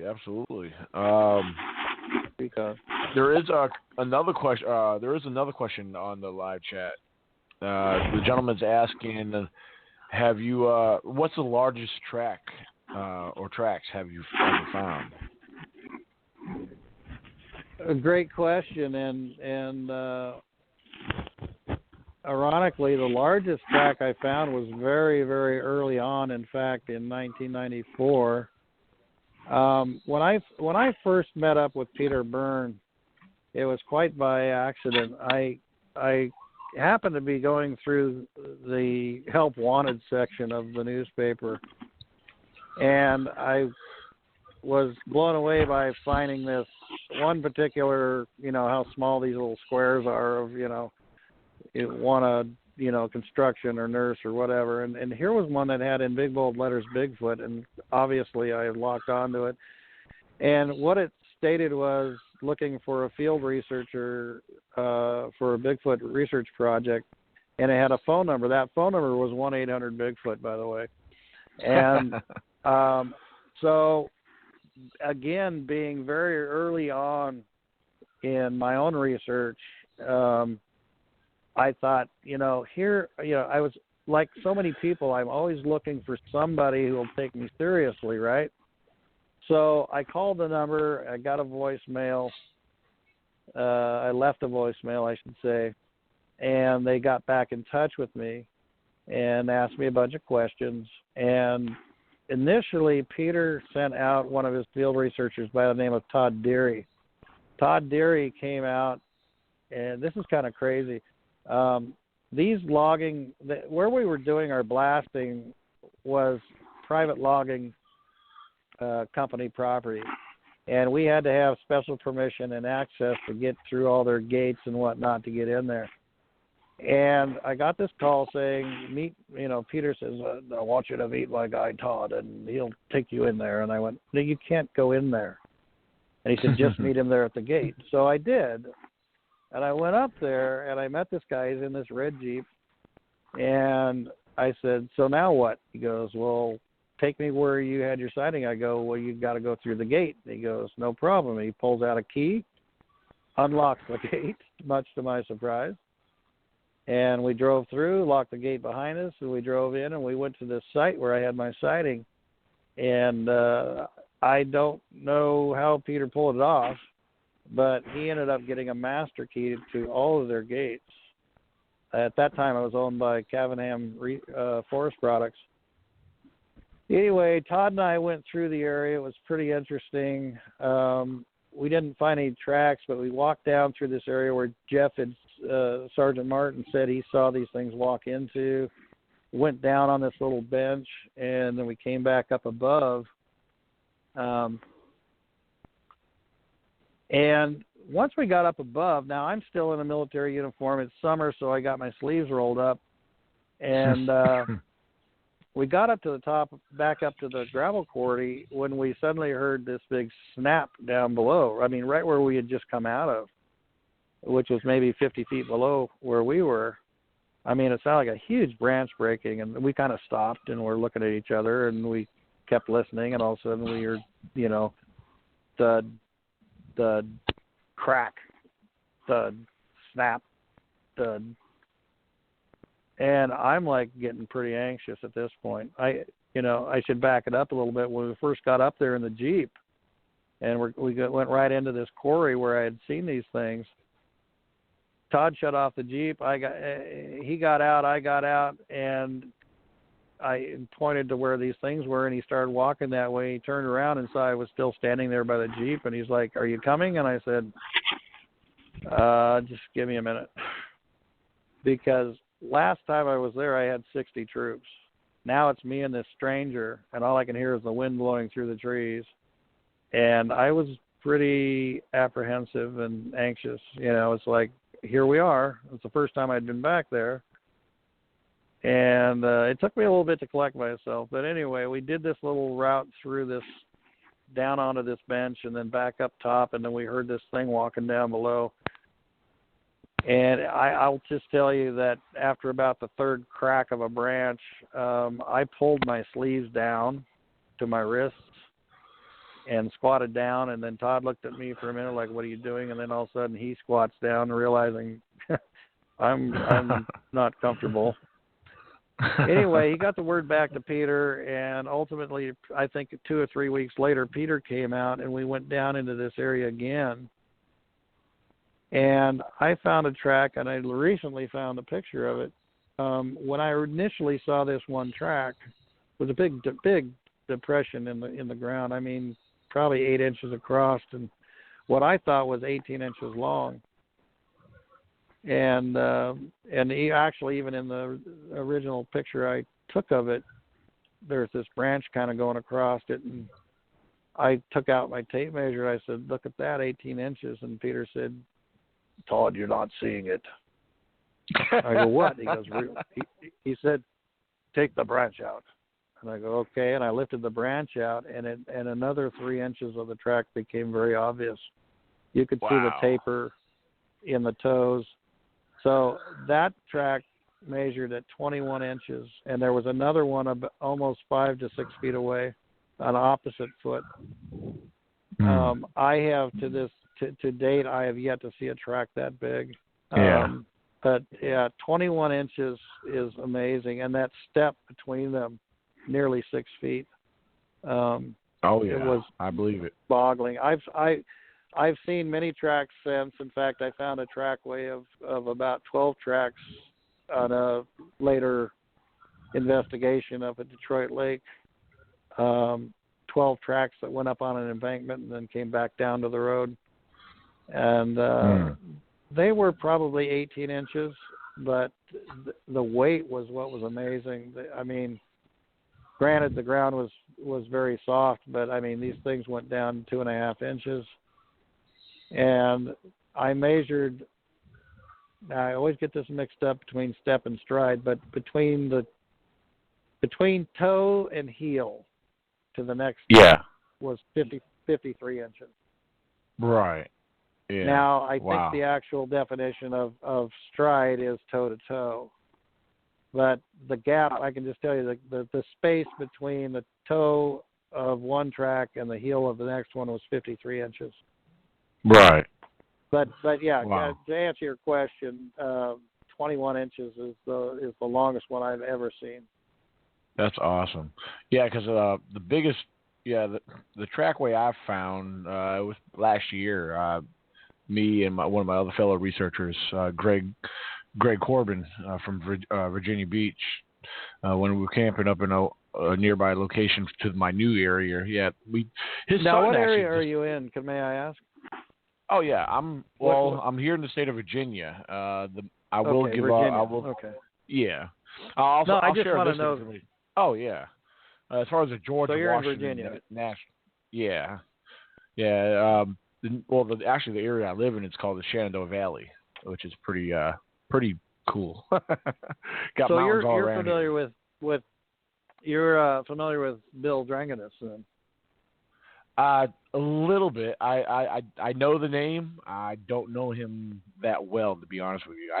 You need to. He's from Virginia, and you really need to get to know him. Bill is amazing, especially when it comes to camera technology. I'll tell you what. He's actually worked with DARPA in creating high tech cameras. Nice. Well, I'll have to look him up. He may even be on my friends list. I have so many people. It's hard to keep up with everybody sometimes, you know. He goes by William Dranganis. Oh, okay. I think I do have. I know the name very well. I just, like I said, I think as far as him personally, so. We've started a project. When I say we, there's 6 of us on the board of directors currently. We just had a conference call last night. In fact, we're putting together a project known as SHARE. What we've seen is that information is getting too dispersed at this point. There's a lot of people out there, individuals as well as groups, that tend to hold their information close to the chest, and we want to try to consolidate this data. And SHARE stands for Sasquatch Hunters Academic Research Exchange. And what it is that we are looking to get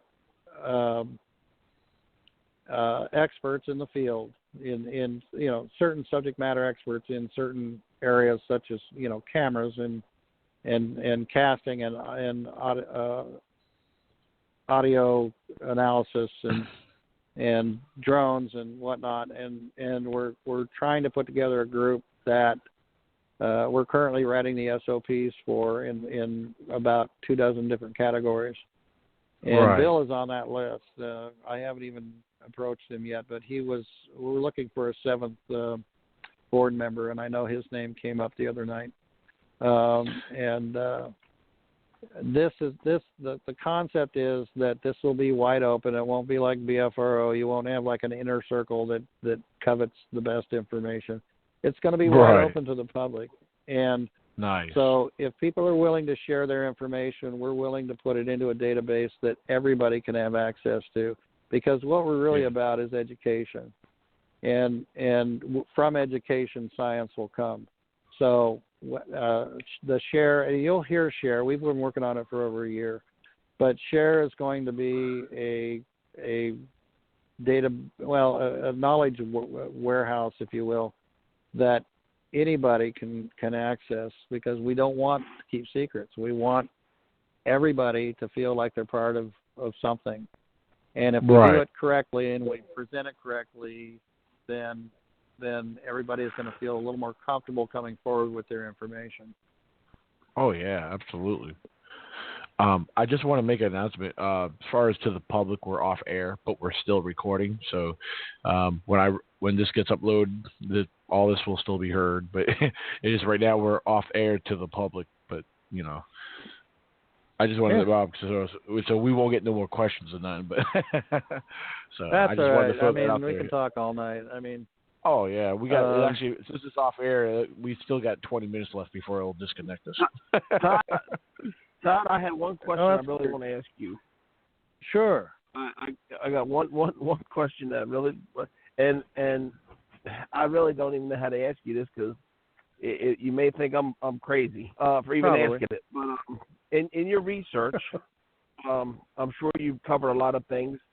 Have you done any research, or what is your opinion, if you have any, on the Dogman, of what people are having sightings of a Dogman?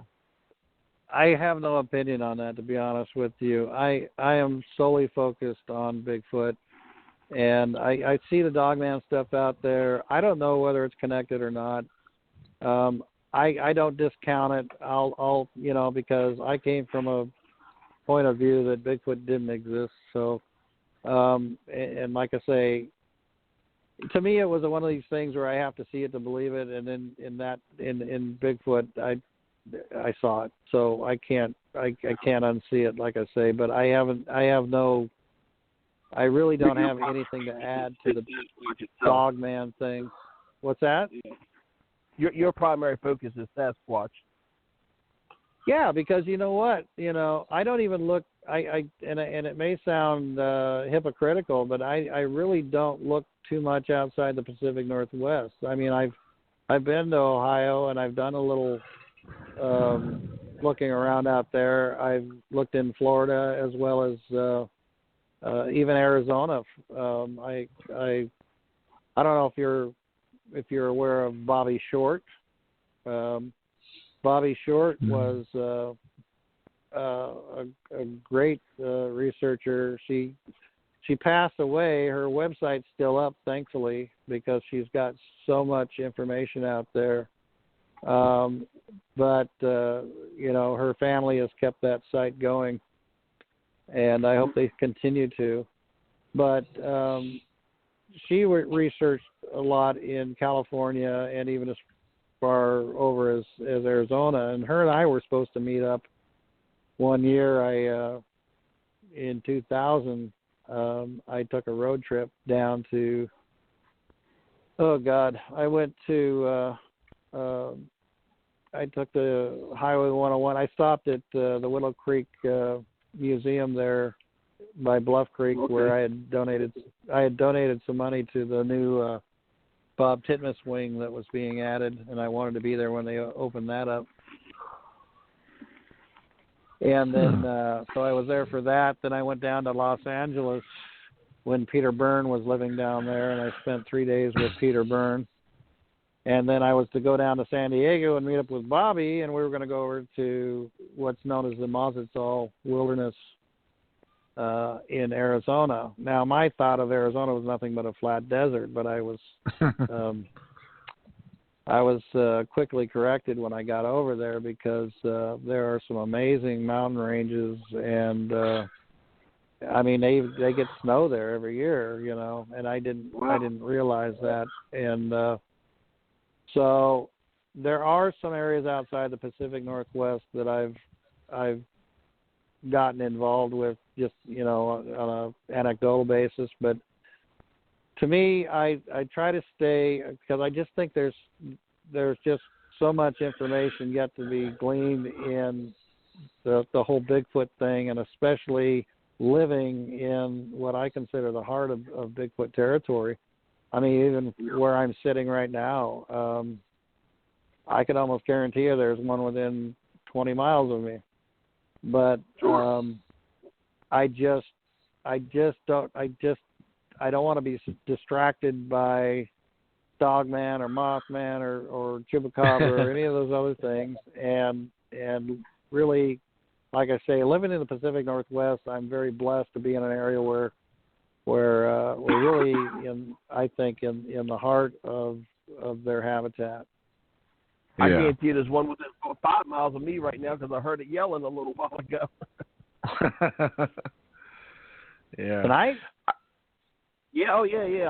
I hear hoops and hollers all the time. They travel through where I live at constant. It's where are you at? My son's out here with me. I'm in West Virginia. Okay. And my son was out. I was out on the porch one night, and I mean I'm in the middle, on top of a mountain in the middle of nowhere, and except for woods. I mean I don't have a yard, no lawnmower. I mean I'm in the woods, and and I could hear one night, and I had to go get my son and bring him out here so he could hear it. You know, I was like, dude, listen to this thing. He's like, wow.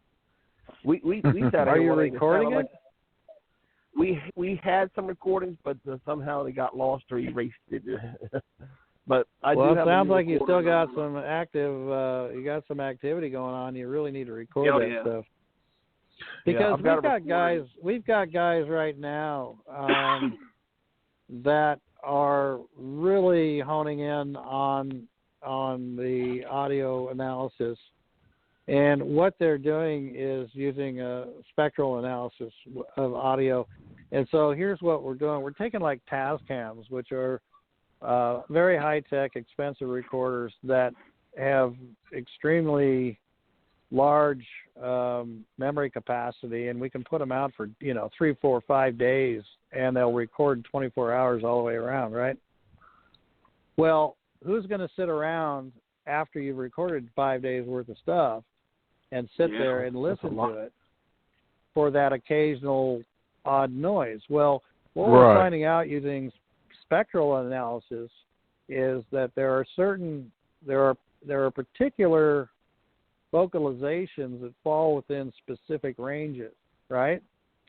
And this is all being depicted on a color graph in megahertz, right?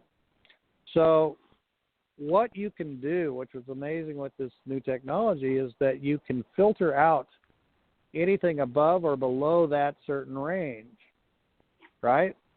And so then you can kind of fast forward, if you will, through. Oh, okay, cool. Say you could fast forward through, say, 48 hours of recordings in about 20 minutes, right, and be able to pinpoint those specific megahertz range that we're looking for, and filter out the frogs and the background noise. If there's a river nearby that's making noise, you can filter that out. Frogs, different things, and things that are even above that range, howls and whatnot. And we can, using spectral analysis, and there's some spectral analysis software, that is available online for free that you can get.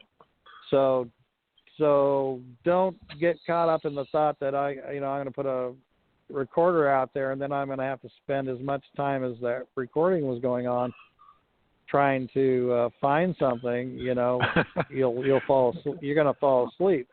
It's funny you say that, because I've done that plenty. Yeah. I used to too. I got my little bionic ear, my little Olympus recorder, and I did that stuff for a long time. And And But I have fallen asleep I have, doing that. yeah, right. But, so with spectral analysis, you're not so much listening for certain sounds, but watching for them. right. And when you can speed through that and look, imagine if you're like going fast forward, you go through and you see a blip that shows up in that particular range, then you slow it down, go back and look at it. Mm. So that's pretty cool. That's really cool and time saving. Oh, totally. So totally. do you hook that up to your computer, that device? Yeah, you can. Absolutely. Okay. Because now, they're going to be what in is a it sound again? wave, right? So, well, just look up audio spectral analysis. Okay, because I do have an audio software. You could just. Yeah. I think you just go to like your Play Store or whatever, look for free apps, and just look for those, because as technology becomes more and more available, these applications become literally free, and take advantage of them, because you can put stuff out there. Use digital for sure, because digital will hold a tremendous amount of wave files, and then just use the audio spectral analysis to kind of tear through it until you find the things you're looking for, and you'll see them when they come through. I mean, when these things sound off, the sine wave they leave is bright red. It's just based on volume. The volume, the decibel, they'll show up like a beacon. So, yeah, definitely take advantage of that. That roar that you heard, that you were describing earlier, I've heard that same roar. I heard a tree go down, and I heard that same roar. And I'm gonna tell you what it reminded me of. It reminded me of almost of kind of like of a lion, but that bark at the end was the last puff of air it was getting out. It was almost to me like a lion singing opera. You know what I mean? I don't know how to explain it other than like an opera singer. No. You're right on track. I mean, so what I told Peter. Now here's the deal. Ron Moorhead is a pilot, and he flew his plane into a local airport, and we had intended to use that plane to do some aerial surveillance, but the weather was so bad that we were socked in, and so he was never able to use that, and he was concerned about getting out because the airstrip we were using was very primitive, and there was no tower, and there was no radar or whatever. So when they did get a break in the weather, Ron said, "I got to go," and so Peter drove Ron back to the airport to fire up his plane and get out of there. And it was during that time, ironically, that I had that noise. Okay, but when I told Peter about it later, Peter said, "Oh, all you heard was a bear." And I said, "No, Peter, I've heard bear before. I've heard them from great distances when they roar. You can hear them for a mile away. I've heard them at close range. It's not a bear." Well, he actually sent me a cassette tape of bear sounds. Now I'm dating myself, cassette tapes. But anyway, I listened to all those. I listened to that tape of all those bear sounds, and I called Peter back and I said, "It's nothing like what you sent me." Well, then I had another individual maybe a year later send me another tape, and I have it. I found it. It's downstairs in the basement here, of gorilla sounds that were taped at the San Diego Zoo.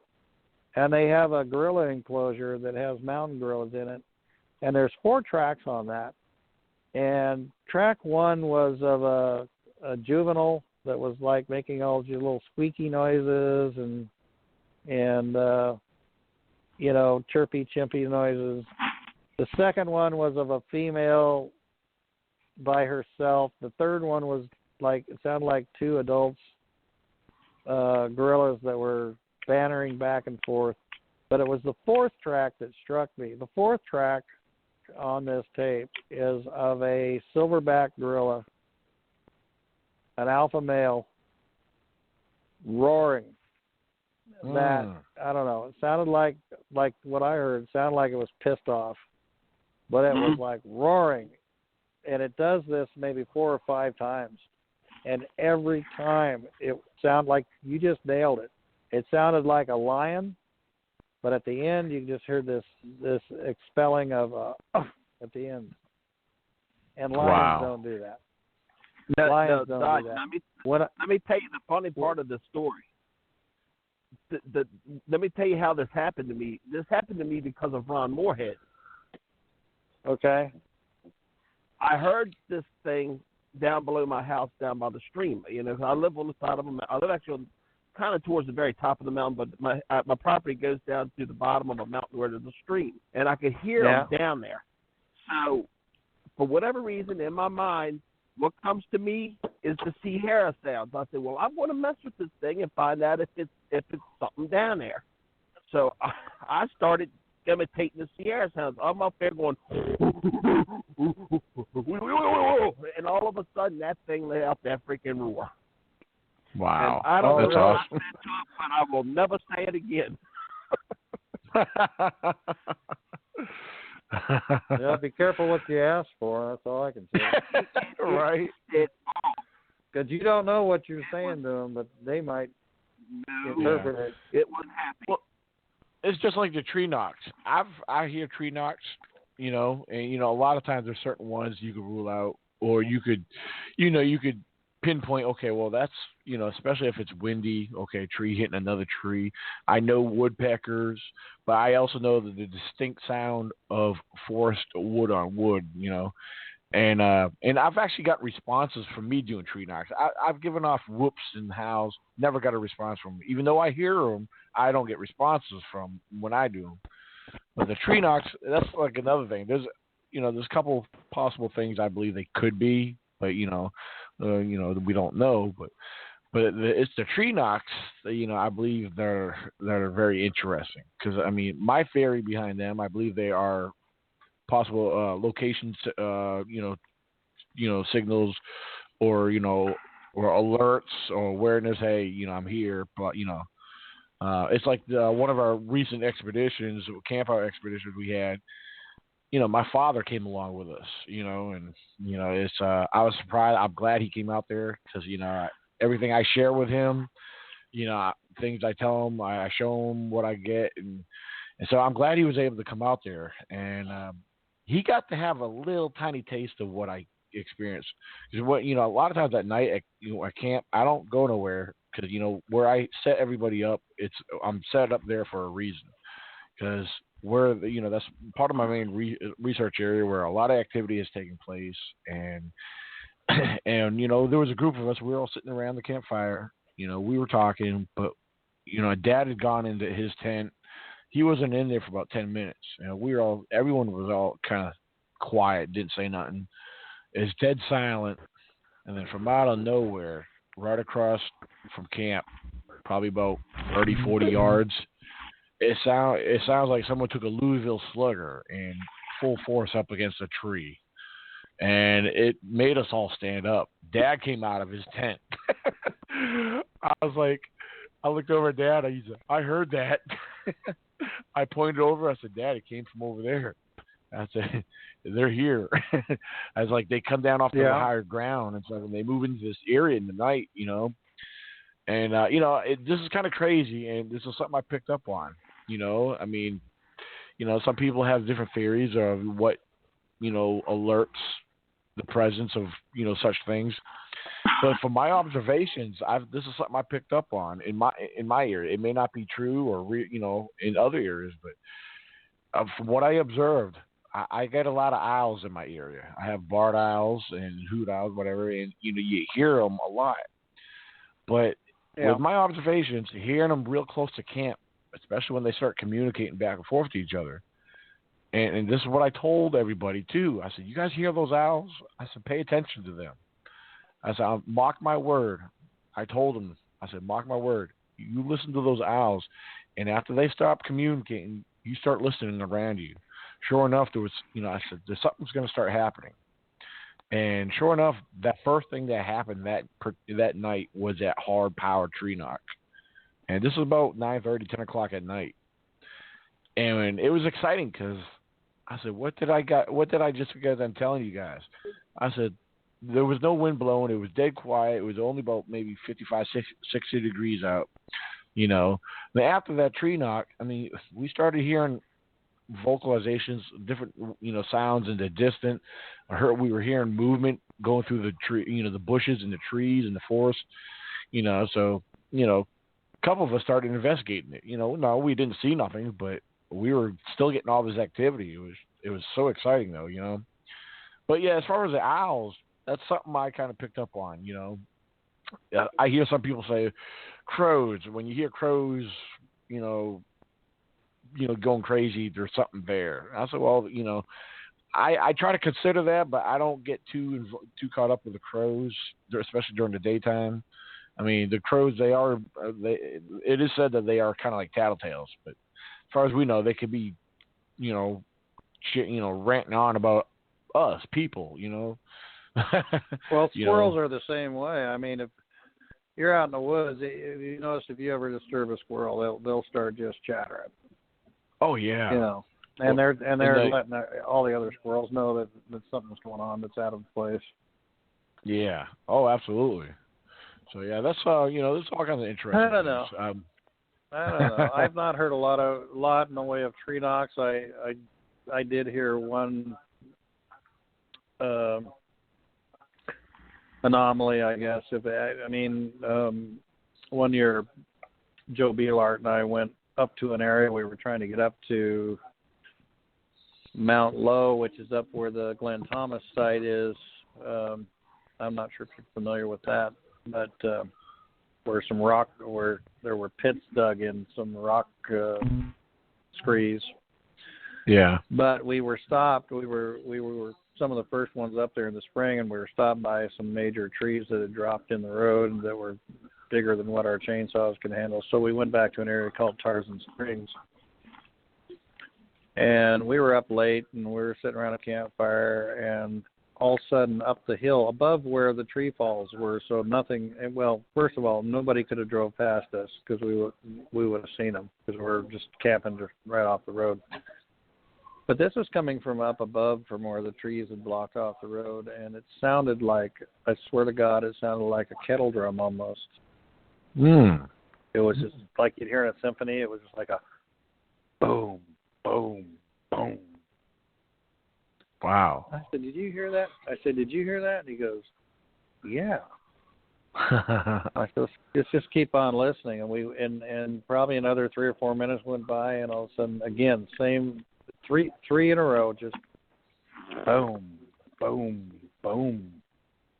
And we heard that for maybe 20 minutes, and it was always in a series of 3.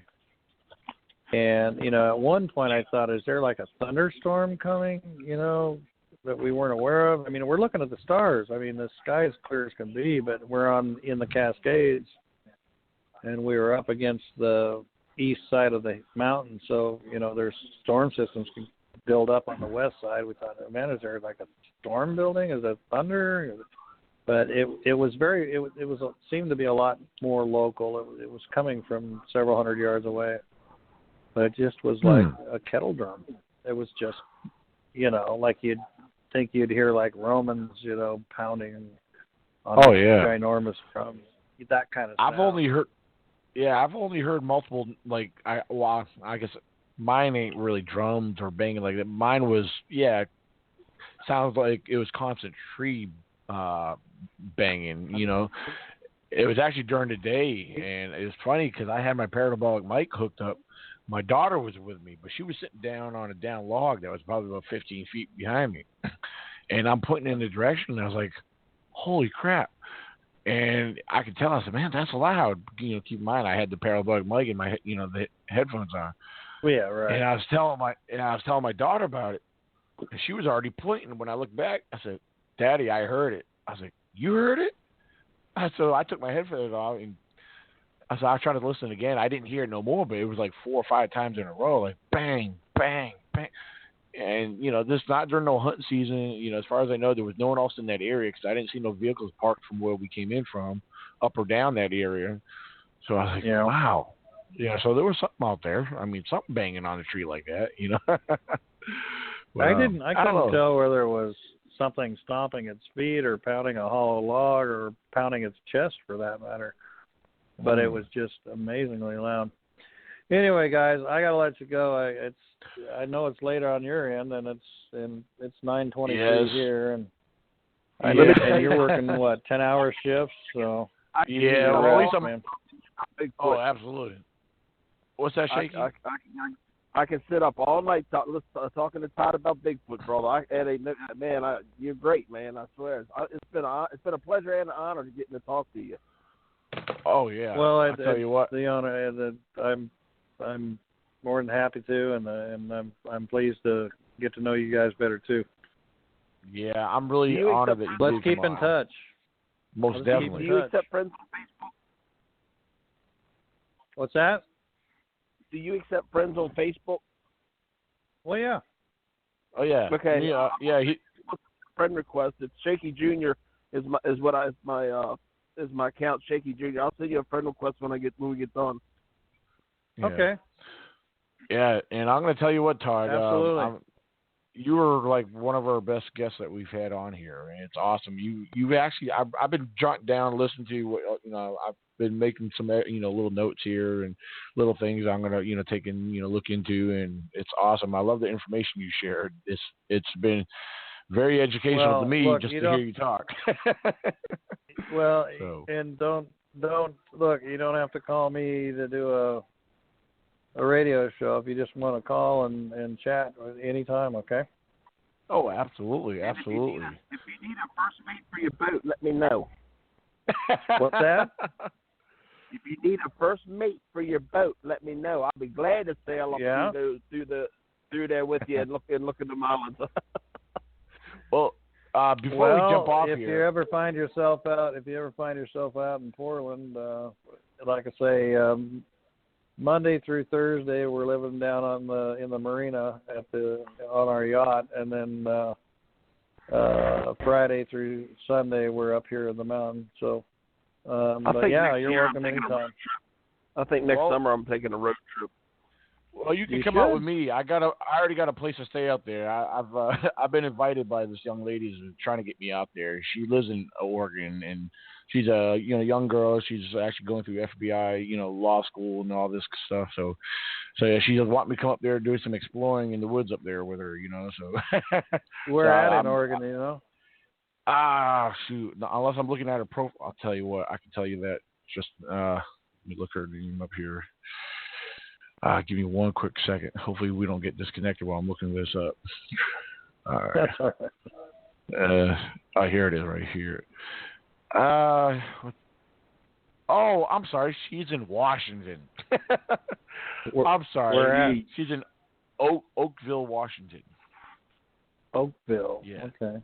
Oakville. Yeah. Yeah. She's currently she's a student. She's studying at Southern New Hampshire University. Yeah, her name is Trixilla Mazzucchelli. It's a weird name. Oh, it sounds kind of Italian. I don't know. So, but yeah, she's well, if you're ever out this way, look us up. Oh, absolutely. You bet. Yeah. One question I got to get up early. All right, go ahead. Oh yeah, I was wondering if you have any advice for me. As of May 20th of 2017. Will be the first time of me being a guest speaker at a conference coming up in Kentucky. Do you have any advice to give me for that? I've done a lot of them, but the main thing is put together an outline. Right. But I'll tell you from experience, a lot of times I tried to fill in that outline with detail, and you'll find that as you go along, people are going to want to detour from what you're talking about. You'll find people want to go in tangents. We've been doing that tonight. We'll talk about something, and all of a sudden we're talking about something else. So exactly. just kind of I have a habit of that. Keep it loose that way. Have some main topics and write them down, and touch on them, and just don't feel like you got to hit them all. Just have enough that if things get to crickets, you can move on to another subject. But chances are it won't. And then, and chances are you won't even be able to touch on all the topics you want to. But just kind of have a cheat sheet there with some topics that you're comfortable with, that you can allude to, should the opportunity be available. But one thing I've learned is just plan to over plan, I guess, and be willing to not hit everything, and just it'll naturally, people will if and the other thing is be interactive.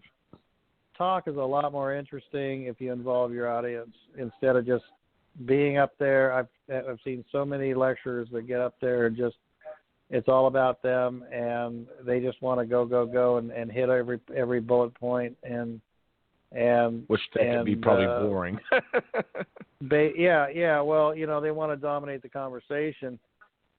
Try to, and what I've done a lot, as I've gone along, is ask the audience questions. Right. You may already know the answer, but if you just stop and go, okay, how many out there have ever blank, right? Yeah. And then you're going to see hands shoot up, and pretty soon now they're filling some of the time. Okay. Good. Yeah. But that's a good idea. if they feel like they're involved, then it's going to be a much more better experience for them, and makes it easier on you too. Oh, absolutely. So try to make it interactive, but like I say, over plan. Put a lot of bullet points out there as far as things that you're comfortable with, and don't expect to cover them all, and get them involved, and before you know it, it'll be over. You'll be going, wow, where'd the time go? Yeah. but don't feel like you got to hit everything. Just be prepared to. But like I say, once you start involving the audience, then they'll take it on tangents, and it's a lot more comfortable for everybody. Right. Well, that's good. Well, it's something I'm definitely looking forward to. There's a good group of us headed down there to, represent the ECBRO, and so it's exciting for all of us. So, so it's something we're looking forward to. Well, and know that Diane and I are always available, usually available, I should say. We've spoke all over the country, and if you guys need help, just let us know, and we're, if we've got the time, we'll come out and participate as well. Oh, very good. That's awesome. Awesome. I'm gonna. Don't be surprised if you hear something from Mr. Don Peak. I'm not sure if you're familiar with Don Peak's Wilderness Adventures. I've seen his website. Yeah, he's actually the one that's hosting this upcoming event. So, and when is it? Yeah, it's May 20th. It's actually the same day as the Ohio Bigfoot Conference. So, but all the money raised to get in. It's he's nonprofit as well, but all the funds are, all the proceeds are going to the American Cancer Society. So, great. Is what he plans on doing. So that's a good thing. He's got a number of people lined up. And the only difference between his conference and the Ohio conference, he's not going to have vendors, but he welcomes us to bring any evidence to share for display, and if we want. I try to avoid the vendors and all that stuff because, like, at least at Beachfoot, because our thing is, I don't want to make it commercialized. I want it to be serious, and Exactly. you get a bunch of vendors in there, and then it becomes a sideshow.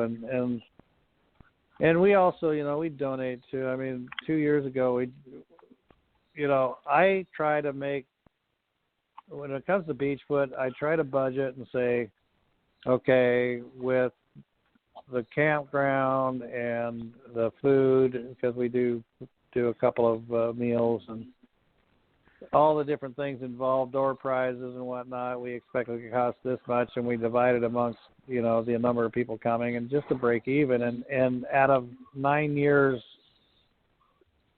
7 of 9 years, we've actually gone in the hole, and Diane and I have picked up ended up paying to make it happen. Right. 2 years we actually made a profit.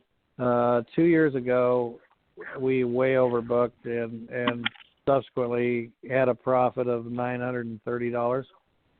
And Diane and I added $70 to it, and we donated $1,000 to the Wounded Warrior Project. Nice. That's awesome. That's awesome. It's $930 we could have stuck in our pocket, but I've always made the pledge to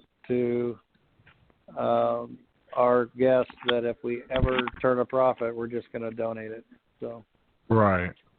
That's a good way to go. Keeps it genuine, keeps it honest and sincere. Right. Well, Todd, I know I'm not going to hold you up anymore either. I know you got to get off. I want to thank Diane's you again. passed out. Diane's passing out on the couch over here. I need to get up early. I actually have to work this week, and I'm active duty full time, but I still got to drill with the National Guard guys. So gotcha. I got to be in Salem, which is a 2-hour drive. I got to be there at 7 in the morning, so I got to really let you go. But anyway, it's been fun, guys. I appreciate you having me on, and absolutely. like I say, if you want to chat, you don't have to be on a radio show. Just call and chat anytime. Sounds good. Thank you again very much. It's been an honor and a pleasure. So, all right. God bless. Well, the honor's mine, too. All right. You too. You have a good night. You too. Bye-bye. Right, bye now. All right, Shaky. That was awesome. So. Yeah, no doubt. Oh, yeah. All right. Well, I'll tell you what. I'm going to go ahead and end the show, and it's too late to get this downloaded and uploaded to YouTube. I'll do that tomorrow. I'll have plenty of time tomorrow to do that. So, there you go. But, well, I'll chat. Campfire out and take my ass to bed. Oh, there you go. There you go. Yeah. See, I'm ready to get in bed. My bed's right next to where I'm sitting right now in front of my laptop. So, yeah. There you go. So, all right. Well, I'll talk to you later, Shaky. Have a good night. You too, man. Thank you very much. All right, thank you. The easiest decision you'll make all week is to shop Kohl's this weekend, because Kohl's will give you tax break savings with an extra 10% off and an extra $10 off your purchase of $25 or more. Everyone gets Kohl's Cash too. Plus, shop late Friday or early Saturday and take an extra 15% off jeans for the family, already on sale. Stack the savings and save even more this weekend at Kohl's. Select styles, offer valid 11/4 through 11/6. Some exclusions apply. See store or kohls.com for details. The easiest decision you'll make all week is to shop Kohl's this weekend, because Kohl's will give you tax break savings with an extra 10% off and an extra $10 off your purchase of $25 or more. Everyone gets Kohl's Cash too. Plus, shop late Friday or early Saturday and take an extra 15% off jeans for the family, already on sale. Stack the savings and save even more this weekend at Kohl's. Select styles, offer valid 11/4 through 11/6. Some exclusions apply. See store or kohls.com for details.